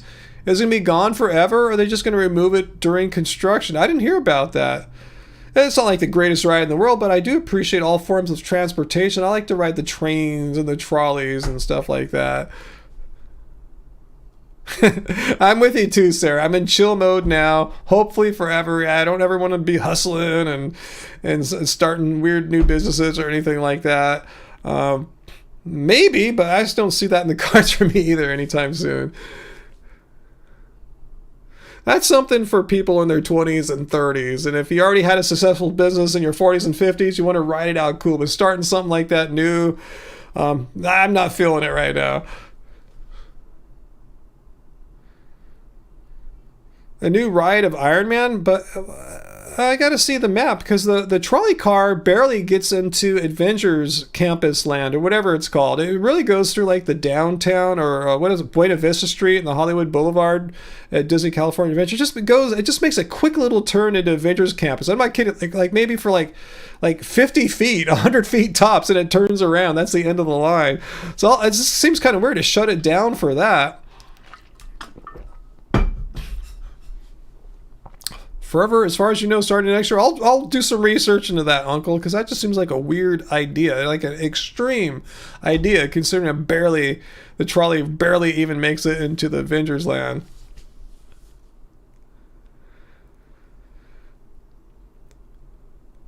Yeah, early retirement for the win. So save up, youngsters, all you kids out there.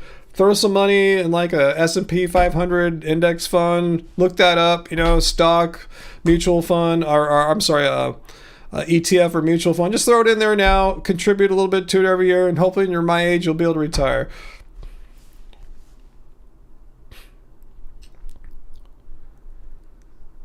Oh, sir. So you're taking vitamin D and B12 currently? Yeah, I just take a multi basically. Yeah, which has the B12 and the D, and I figure that's good enough. But yeah, like I said, a couple extra shots of B12 sublingual on top of that seems to be getting it done. I haven't had a blood test for a couple years now. They're just getting kind of boring as far as my B12 and stuff. I kind of know where everything's at. My D's been a little low, so but I've been on this multivitamin now, so we'll see how that goes.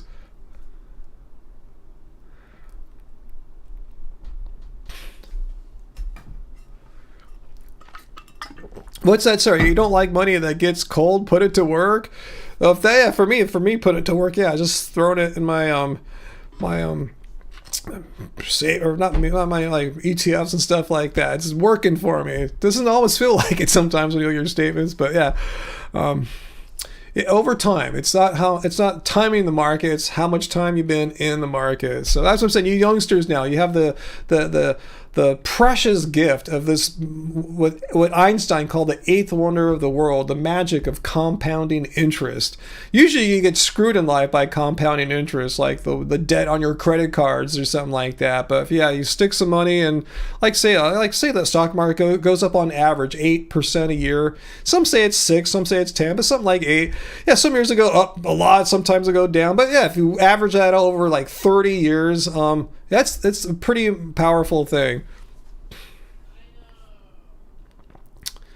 So yeah, it's my tips for all you youngsters. Even if you think you can't afford it, scrape something together. Beg your parents to give you a couple $1,000s right now. So you say, Mom, Dad, there's no such thing as like pensions anymore, like what you guys got at your works. I'm all on my own, so give me some money now so I can let it grow. So when I'm your age, I won't be totally like screwed. Yeah, Nvidia's been quite a ride, especially for people that got it like more than a year or two ago.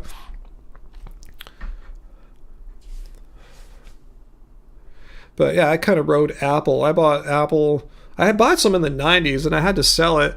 I wish I was able to keep those shares. There wasn't that many stockbroker firms back then. I happened to pick one that was involved in some kind of fraudulent action, so I just got out and cashed it out. I wish I was able to let that ride for 30 years. But anyway, I got back in like around 2011 or something like that. And I thought it was kind of late because the iPhone was already madly popular. But no, it went, yeah, that's kind of, Apple's kind of saved my life a little bit. Seriously, my retirement account would be really sad if it weren't for investing in Apple when I did. I got lucky, is what I'm saying. I got lucky. You shouldn't have to depend on luck. I just got super lucky. Let's see what DSO takes us. Let's see. Wow, I don't even know what half those are. Uncle, yeah, that's a great tip there. Always pay off your credit cards every month. Yeah, because, as I was talking about, the interest rates on there are insane. Like right now you can get a money market account or a high yield savings account that pays you 4 or 5% interest. Well, your credit cards are charging you 20%. You just see how that imbalance is not in your favor there. So yeah, credit cards are one way to really lose money over time. But yeah, anything I have to charge, I just pay it off. I just use it as a cash card. Jay, you got rich off cardboard? How'd you do that? Breakdancing maybe?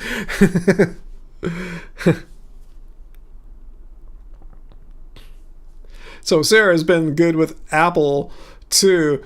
Oh wow, yeah, Tesla. Oh yeah, if you can get rid of that Tesla, that'd be good. Yeah, I don't know if that's going anywhere anytime soon. If you've been a Tesla investor for like over like 2 years, preferably longer than that, you've made out like a bandit. So you cash out of that, unload your position, or at least like decrease your exposure there. I'm not giving stock advice. I'm just telling you what I would do personally. Yeah. So anyway, back to veganism here. Yeah, sometimes I go off on these things here. Yeah, Voo, there you go, Johnsick. Yeah. Here's guys, for all the youngsters that or even oldsters that want to get into like stocking some money away, getting that power of compounding interest.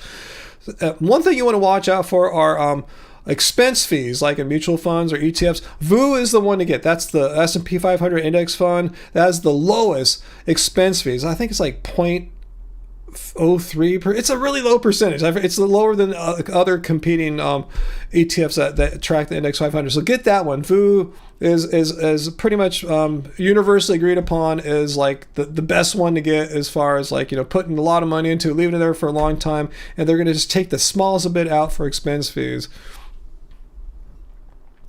Good, Sarah. You got it in a long time ago and got out. Good for you. Awesome. Voo.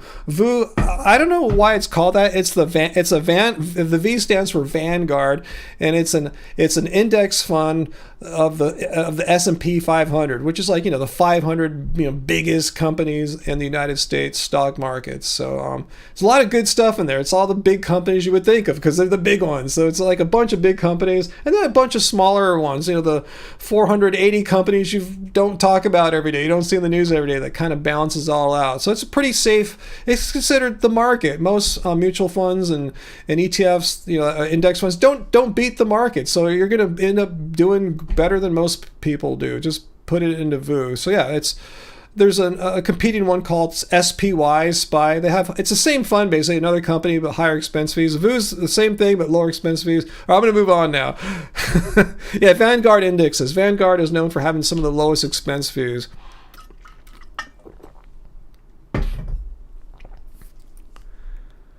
Yeah, I think the Dow hit an all-time high today too, by the way. So yeah, these are the kind of tools that you can use to help you when you get older, like me and uncle and stuff like that. So you don't hopefully have to work your whole life till the day you die or something like that. So yeah, start young, let compounding interest work for you over many decades, many bull markets, and hopefully you'll be better off having followed my little tips here. Old, Sarah, it's old. We're old. We're Gen X and older. Uncle's Gen what's that called? Boomer.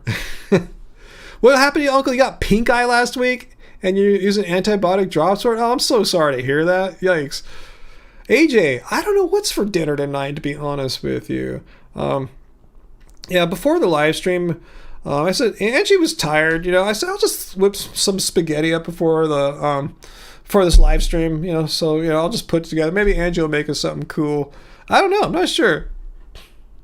Yeah, you're right, AJ. Old age is a privilege denied to many. Exactly. Jen, you're ex-Innial. That means you're right on the cusp of, you're between the two, a young Gen Xer and old millennial. Jay, why invest? We have Social Security. I don't know if you're being truthful or not. I mean, or ironic, because there's a lot of talk about how even without certain political parties not being too keen on extending Social Security into the infinite future. There's a lot of talk how there might not be enough money, enough funding to keep it going past starting like in the 2030s, which is coming up pretty soon. But you can go online and look. You can I know I can do it. If I could, you can. You go to the Social Security website. It'll tell you if you retire at 62, how much money you'll get. And then you can see for yourself if that's enough. And I looked at it, I go, nope, that's definitely not going to be enough. So it'll be helpful. It'll pay for a few big bills and stuff like that, house insurance and stuff or whatever, but it's not enough. So that's why, you want to have all the tools you can. Social Security is just one tool for you to hopefully be able to live somewhat off, but not completely off.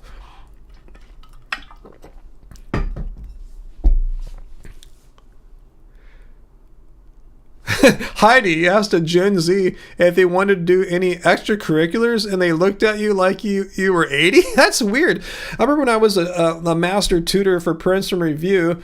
I guess these kids now are probably millennials, I imagine. Yeah. Anyway, they were doing tons of extracurriculars. I feel like, gee, when I was in high school, I'm lazy compared to these like ambitious kids trying to like look great on their college application. So the tide has turned now. The pendulum has swung back to like, no, don't do any extracurriculars.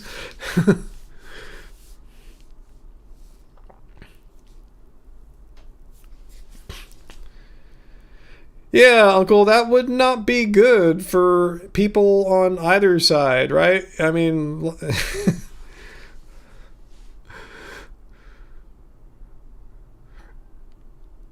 macaroni. That sounds good. Yeah, we did have the pasta, just regular, just pasta, not macaroni pasta or anything like that. But that sounds pretty good. You guys are getting me hungry. That always happens. How far are we on? An hour and a half. Why am I not surprised? Let's see, would you hear, AJ? You hear that Gen Z kids are remarkably outspoken and straightforward. Huh. Riley wants to know, do I happen to know, I don't know that H-E-R-I, Harry? No? Who is that? Okay, they don't even, oh, it's the name Heidi. Okay, it's not the concept of doing extracurricular activities as like stupid. No, they don't like that name. It just makes it sound super old. It's called after school activities. That makes more sense. Extracurricular activities. Yeah, it is a weird name. I didn't question it at the time, but yeah, I think the Gen Zers are right. Yeah, after school activities makes way more sense. Maybe it refers to the fact that some activities are not after school. Like if you're in band, you do that during, it's one of your classes, then you go do stuff afterwards, like, more practices and football games or whatever. Oh, thanks, Uncle. Our babies are doing good now. Bodhi's been healthy ever since his expensive trip to the vet last month after he ate a freaking philodendron leaf and it just got pooped out whole. It didn't get digest or anything. That wreaked havoc in him for about a week or so. But yeah, he's healthy now. Plants are gone. No more indoor plants. Nope, never again.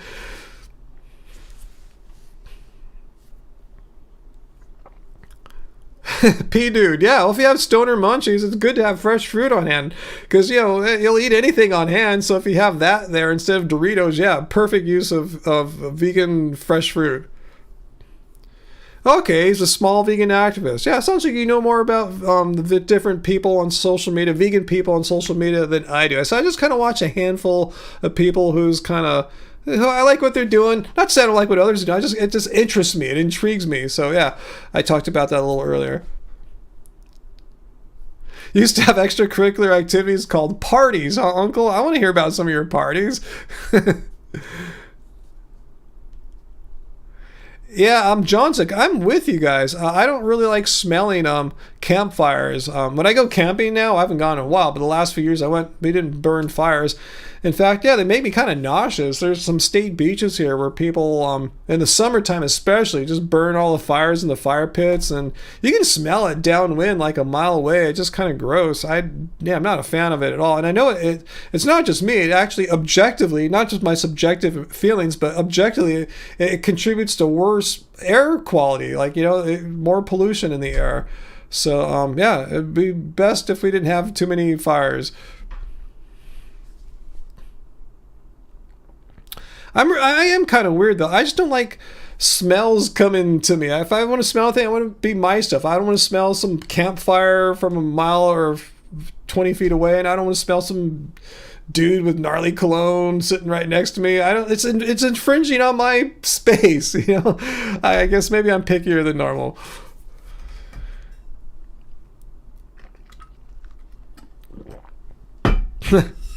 It is smelly though, Jessica. I remember like after you sit after a campfire and you go back into your house or your tent if you're camping, you smell your shirt and go, holy crap, it smells like gnarly smoke. Your hair's all covered in the smell. It's gnarly. I just don't want that. If I'm gonna smell like something, I want to cause it myself. If I want to smell like something, I'll put it on me, which I don't. But if I did, I would do it. I don't want to smell like some fire that wasn't mine or something like that. Maybe I'm weird. I just consider it's my personal space, it's my body, and I want to have control over to what my body is going to be smelling like, what it's absorbing. Lots of fires, Sarah, in Oregon. Yikes. Oh, you have AC at your house, Sarah. Yeah, you got it. Speaking of my AC, it's working in most of the house. Bedroom still not working. I just heard today that mid next week, Tuesday, Wednesday, something like that, we will have at least they're going to come. They got the parts in just today, and hopefully they're going to when they install the parts middle of next week, it's going to our AC will be working fine again. I just hope they troubleshooted it correctly, they diagnosed the problem correctly, and ordered these correct parts. If so, it'll be so nice because it's starting to warm up. It'll be warming up again around then, about middle of next week. It's been beautiful. We've had foggy, cool mornings the past week. This week, it's been lovely. It's been so nice. It's been one of the nicest late August I can remember in quite a while.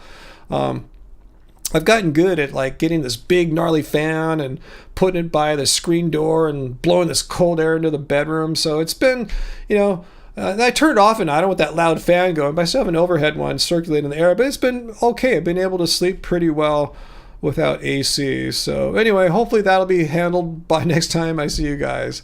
Fingers crossed.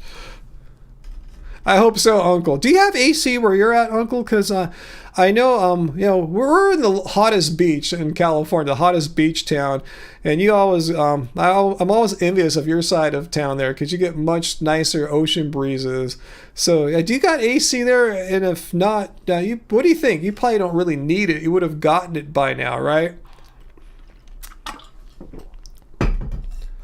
Yeah, I would have thought you would have. I don't think you have it. That's my guess. I'm betting on no AC. Yeah, Long Beach is the hottest beach. If you watch the weather forecasts of LA, they show all the different coastal communities. Long Beach always has the highest highs and the warmest overnight lows. It's a combination of us being a large city. I think it's the 4th or 5th largest city in California. Approximately 500,000 people here. Another reason why I want to move away. Just way too crazy here. Too many people, too crowded, and it doesn't pick up good breezes here.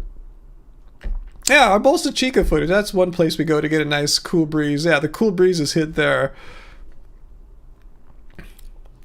And Sarah, speaking of where I want to move to, if you remember our latest private email conversations, it's the one I was talking about with you most recently. The one that has a plaza. I'll just leave it at that. So I'm really, more I learn about that place. Yeah, you said your friend just moved up there too recently. But anyway, yeah, I'm really liking everything I learned about it too. So that's right now our number one most favorite destination. Small town too, compared to here. So anyway, decided to pass that on you, sir. I think I may have found my place. H. It totally H. Yeah, we're really stoked on every time. Yeah, we just watched a couple videos last night. Just people walking around the downtown, filming it on their cameras or iPhones or whatever. I've seen photographs, and I've been there before. It hasn't been. It was in 2009 or 10. It's been a while to H since I last went to H. But it's exactly what I remember and what I've seen in the photos. It looks great. It's just nice. I like that. Peter, no, I don't think I'll move out of the USA, but I don't think I have the means to do that. But I'm just gonna move to a better place in California. But I'm still not ready to do that. a lot of things need to happen first, and I'm just working. It's a plan. I have it in motion. Again, trying to compound some interest, to have some more funds to be able to do that in the future. It'll be where I want to spend the rest of my life and retire at, basically. And retire is not like how you think of retire, like, you know, playing golf like your grandpa or something like that. Not bagging on any of that. I'm just saying, no, retire is just kind of like, you know, it's what I'm doing now, but my forever final place where I want to just like chill out and grow old at. I don't want to grow old here. Oh, Uncle, you do have AC there. Wow, I'm quite surprised that you have AC at your place. The nights are getting colder. Yeah, especially this week. It's been such a nice, cool week. Your place does have AC. You just open the windows and doors with the screens locked. Yeah, that's what we got going right now. I think Angie opened the door. The screen has air coming in through the screen door right now to cool off the bedroom. Yeah, I'm with you, Sarah. I'm staying put no matter who wins the election. I mean, I'm just not wealthy enough to just leave the country and just pack up and go. So I'm not quite at that level or anything like that. No, you don't have AC. Wow. So that speaks volumes about how you guys have a nicer, cooler climate there. How about you, Sarah, though? Maybe I've asked you this before and I forgot. Yeah, you said you don't want to have where you're at right now in Oregon be your like forever place where you grow really old. Like, yeah, we're old right now, but I mean really grow old. You know, like where you live the rest of our days at. You don't want to do it there, right? Did you already share? Or you can keep it private. You don't have to say it out here in a public forum, but you could because people don't know who you are. Did you say where you want to end up at, or you haven't figured that out? Just kind of curious. Is it weird to be thinking about stuff like that right now at my age? I don't know. It's just something I've been thinking about recently. Mendo, yeah.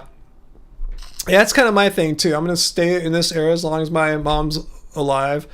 And then after that, go somewhere else. Yeah, I think it'll end up in Mendo. That's nice. Oh, we won't be that far apart. We'll probably meet up sometime then. Awesome. Yeah, Mendo is probably just like, an hour? Or maybe a couple hours. Yeah, a couple hours from where I'm thinking about being at. Yeah, that's Sarah's dream weather, dream climate, like foggy, cool, refreshing coastal breezes all the time. Yeah, I've never been to Mendo because it's so far. Mendocino, it's short for Mendocino. It's a county and a town and along the Northern California coast. Hella far from Southern California. Probably a 12-hour drive maybe. Yeah, but from the Bay Area and towns north of the Bay Area, yeah, it's a completely doable trip.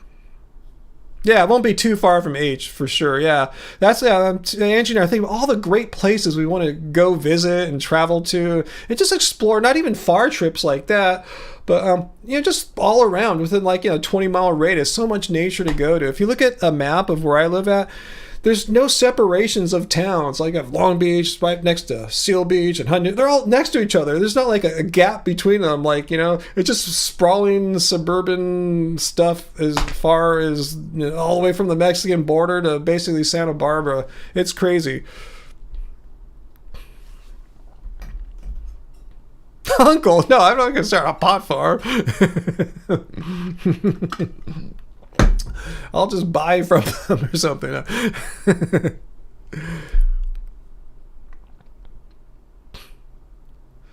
Yeah, I've never been to Finland. Yeah, that's where Diablo Cell's from, right? No, Norway.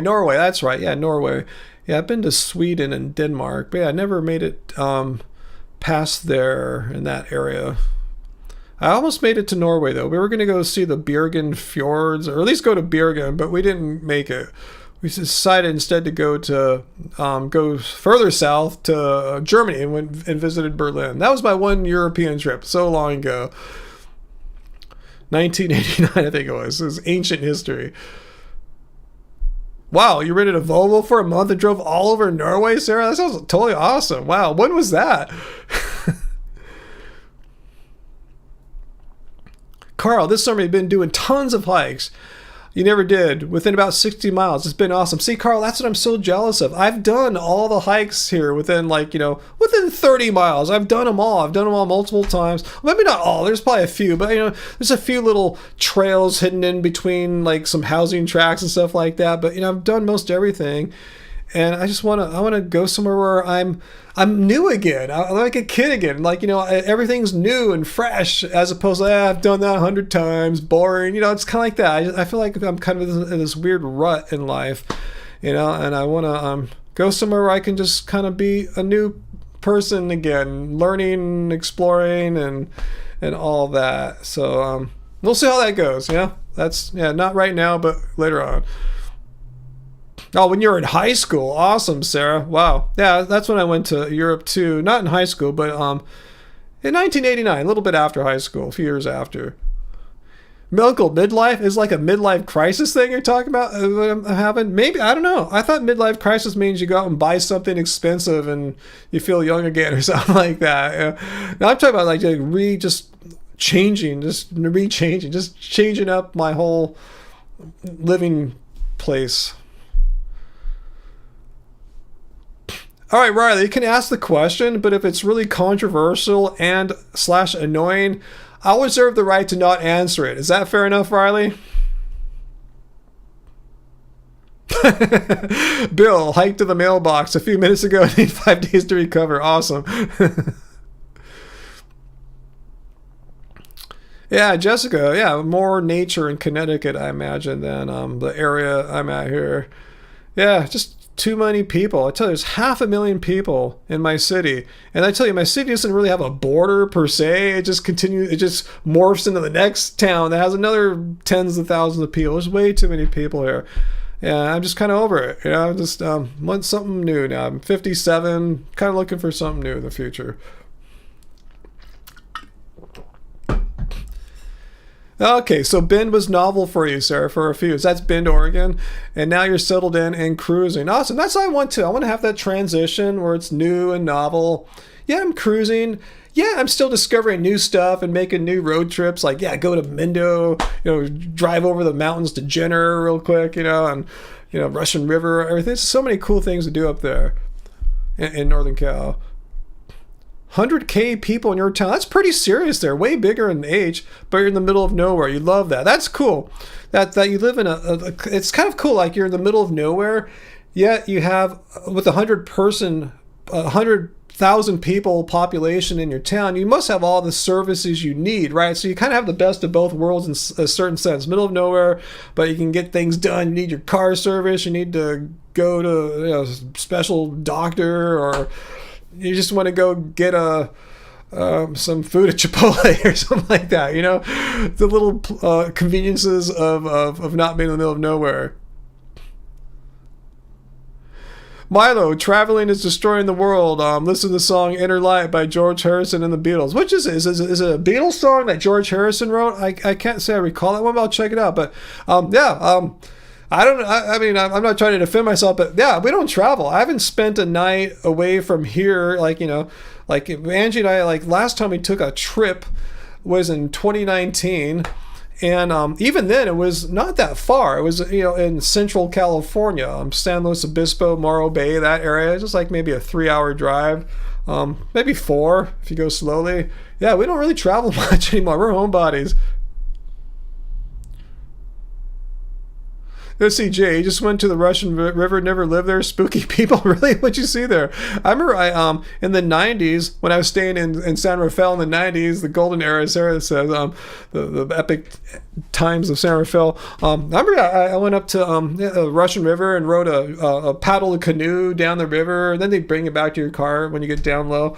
That was fun. That was cool. I think I saw my first beaver. I'm going, what is that creature there? It was like, I've never seen one before out here. I think that was a beaver.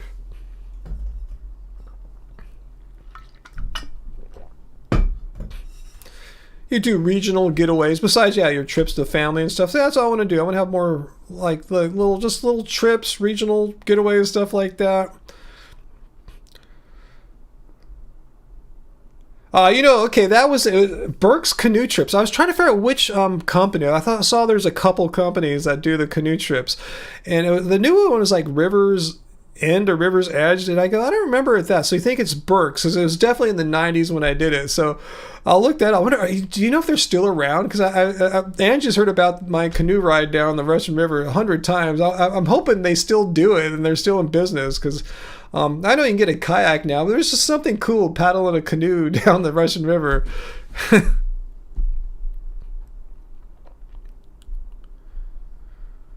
Wow, Jay, I'm sorry to hear that. It's never fun to see anyone puke in front of you, like hobo or non-hobo. Jesse Charlestring, hey, I didn't know there was a new Alien movie, and it's far from vegan. I can imagine so. Did you like it though? As Uncle wants to know.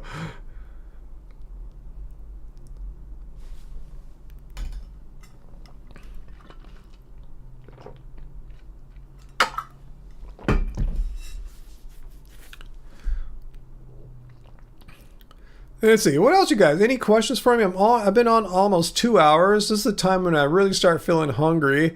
It's the time when Sarah starts getting antsy and starts leaving. So I've kind of timed it. So yeah, around 2 hours is a good time to call it a night here on the Friday live streams. But any more questions? I thought who was going to ask me the question that was kind of controversial? What was it? Who were you, Riley? No, it's all good. You're not going to ask. Okay, it's your call.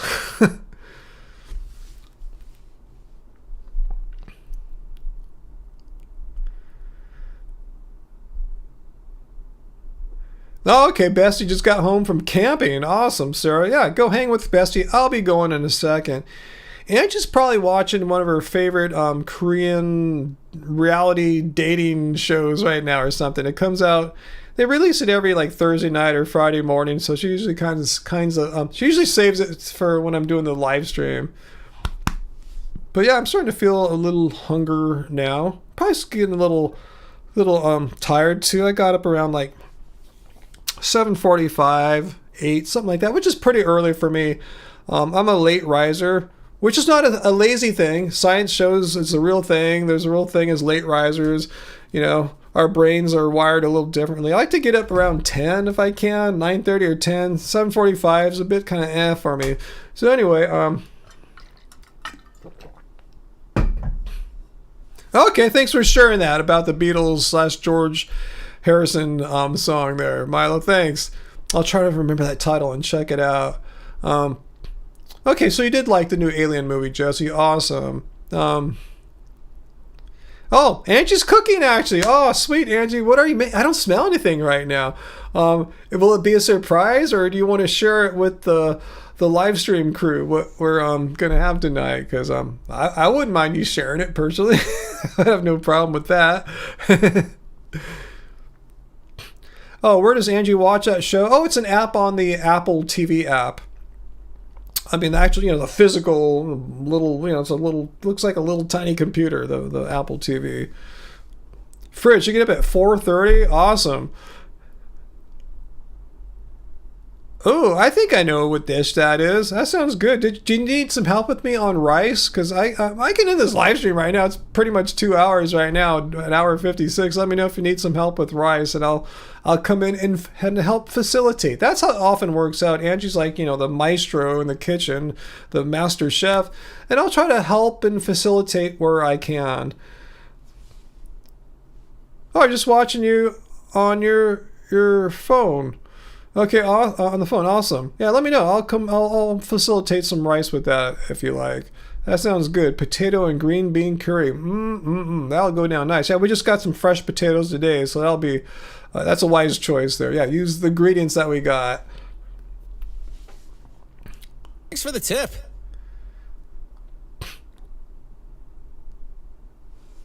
Let's see.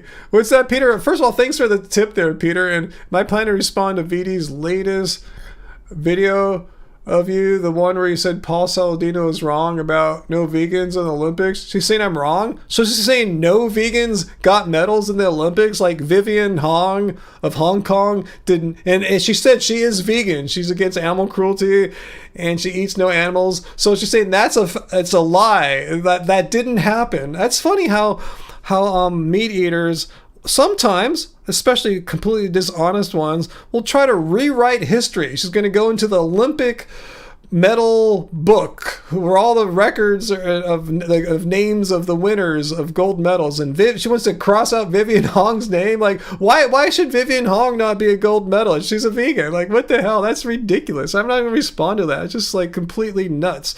That's how people are that are like that, that live in an alternate reality. They can't accept the reality. I mean, this is a true fact about reality, guys. gold medals were won. Medals were won by vegans in this year's Olympics and prior Olympics. And I know at least one gold medal was won by a vegan this year. So I don't understand how you can dispute that. It's like saying, Jupiter isn't the largest planet in the solar system. It's not. It's actually Mars. It's just there's facts. There's objective truths out there. Mount Everest isn't the tallest mountain on the planet. It's not. It's just not true. It's some place in Death Valley that's the tallest one. There's true facts about reality. So you could be on board with reality and facts, or just live in some kind of conspiracy. It's gaslighting. That's what gaslighting is: denying reality and telling some reality-based narrative that you believe that conveniently suits your perceptions and desires and beliefs. So I don't even know how to make a video like, no, here's the gold medalist, here's the bronze medalist, they're vegan. You can deny it, but this is what happened. So if you want to write to the Olympics and say this didn't happen, be my guest, do it. I'd love to see what the Olympics would say to you. Well, they won't write you back. They'll say this person's a maniac. They cheated or something. Okay, so when meat eaters win gold medals, it's fair and square. But when a vegan wins a gold medal, it's like, and again, I don't make this political. It's like the Trump election thing. If he had won, it was a fair, honest election. But if you lose, there's cheating involved and all this stuff. I should have done that at the gym today. I lost a basketball game. Hey, you guys cheated. It was unfair. But if we had won, everything was totally fine and great and above board. It's like, that's just gaslighting stuff there. Anyway, she said they weren't really vegan. And how does she know? Did she ever have a conversation with Vivian Hong?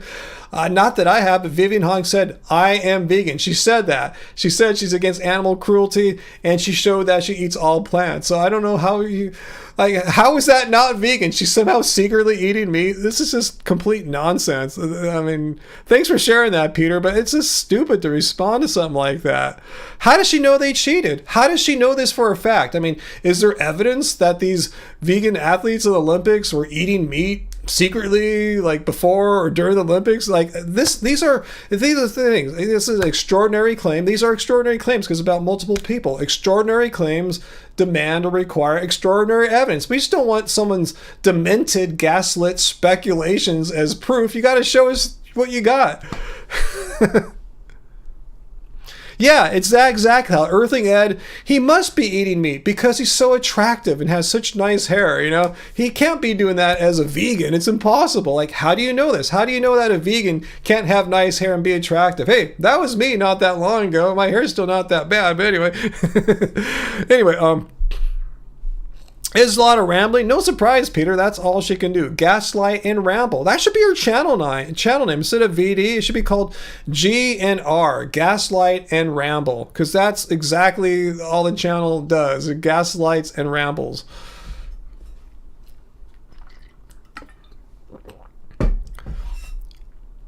Yeah, uncle and everything. Until she shows that she knows, she has some evidence that Vivian Hong and Carolina, the two people I showed there, cheated as vegans. There's nothing. Just say they had to have. Nope, that's not good enough. Just because you believe it in all your heart and soul doesn't mean jack crap.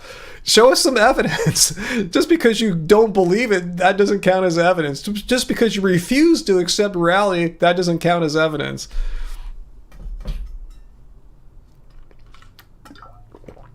Yeah, I heard she's also trying to raise money to get a lawyer or something like that. The thing is, I learned that's she should give the money back because what these people are trying to do, because one reached out to me, doesn't involve lawyers. It's an online arbitration where it was created because say this. Let me just give you a quick example.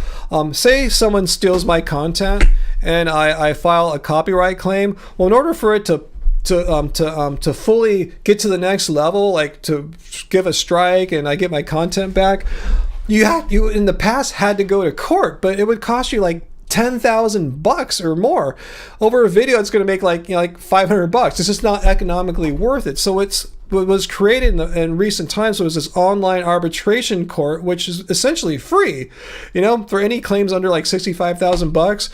So that's what's going on. So you don't need an attorney. You can't have an attorney represent you. So if anyone, I'm not saying she or if anyone's telling their fans or patrons to give them money to hire an attorney to represent them in this free online arbitration website. It's a scam. I mean, you don't use attorneys there. It's just ridiculous. Anyway, more that's all I'm gonna say about that. Yeah, you don't need a GoFundMe on this, Peter. There's no lawyers. Yeah, if it were to happen in court, yeah, then you would need an attorney to represent you and do all the legal paperwork stuff. Yeah, then you would definitely need an attorney. But this is, you just go to a website and you enter information and you talk, share like what your video was and what happened. It's free. It's 100% free. Anyone who can type or do speech to text, it's free. I mean, you don't need a legal professional for this. It's you don't need to hire or raise thousands of dollars from your fans to hire an attorney. Are people really giving money for that? That's just, she needs to return the money back. You just, oh my God. Oh my goodness. Wow.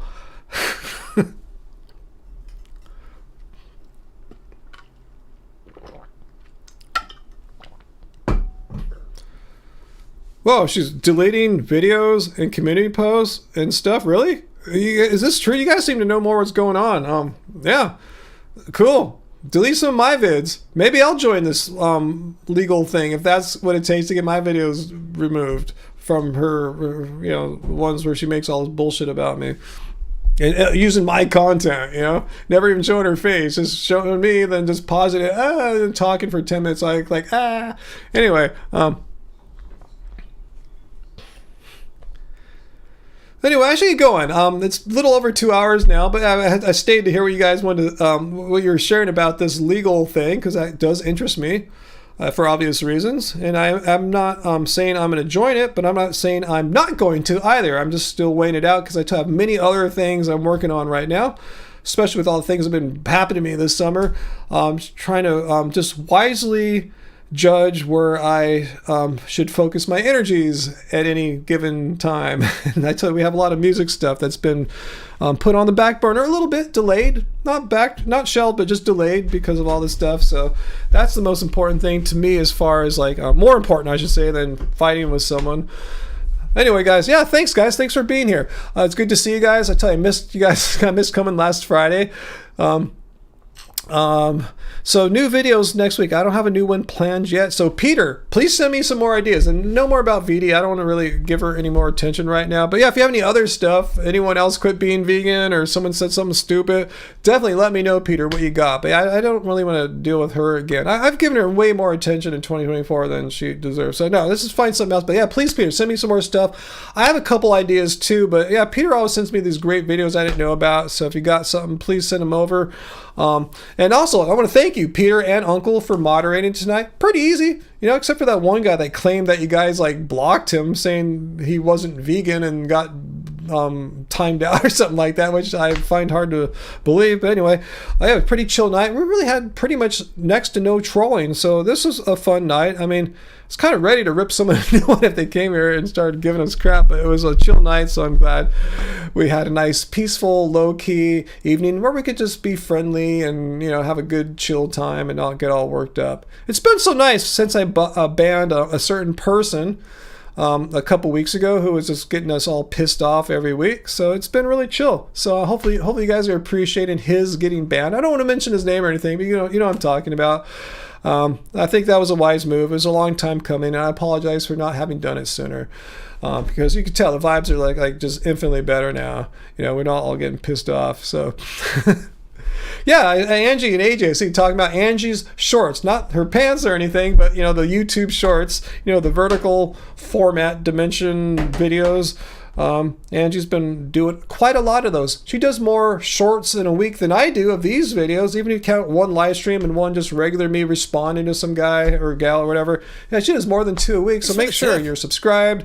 Make sure you have the notification bell hit so you see Angie's short videos and my long and wide videos all here. Hey, thanks for the tip there. Is that Jamit, if I remember, those language characters there? So thank you. Thanks for the super chat tip, and thanks everyone for all your super chat tips tonight. I think it's Jamit and Peter and Vegan Metalhead, Vegan Potterhead, Fritz, and AJ, guys. Thanks so much for your generosity. And really, it adds up. It may not seem like a lot, but it adds up.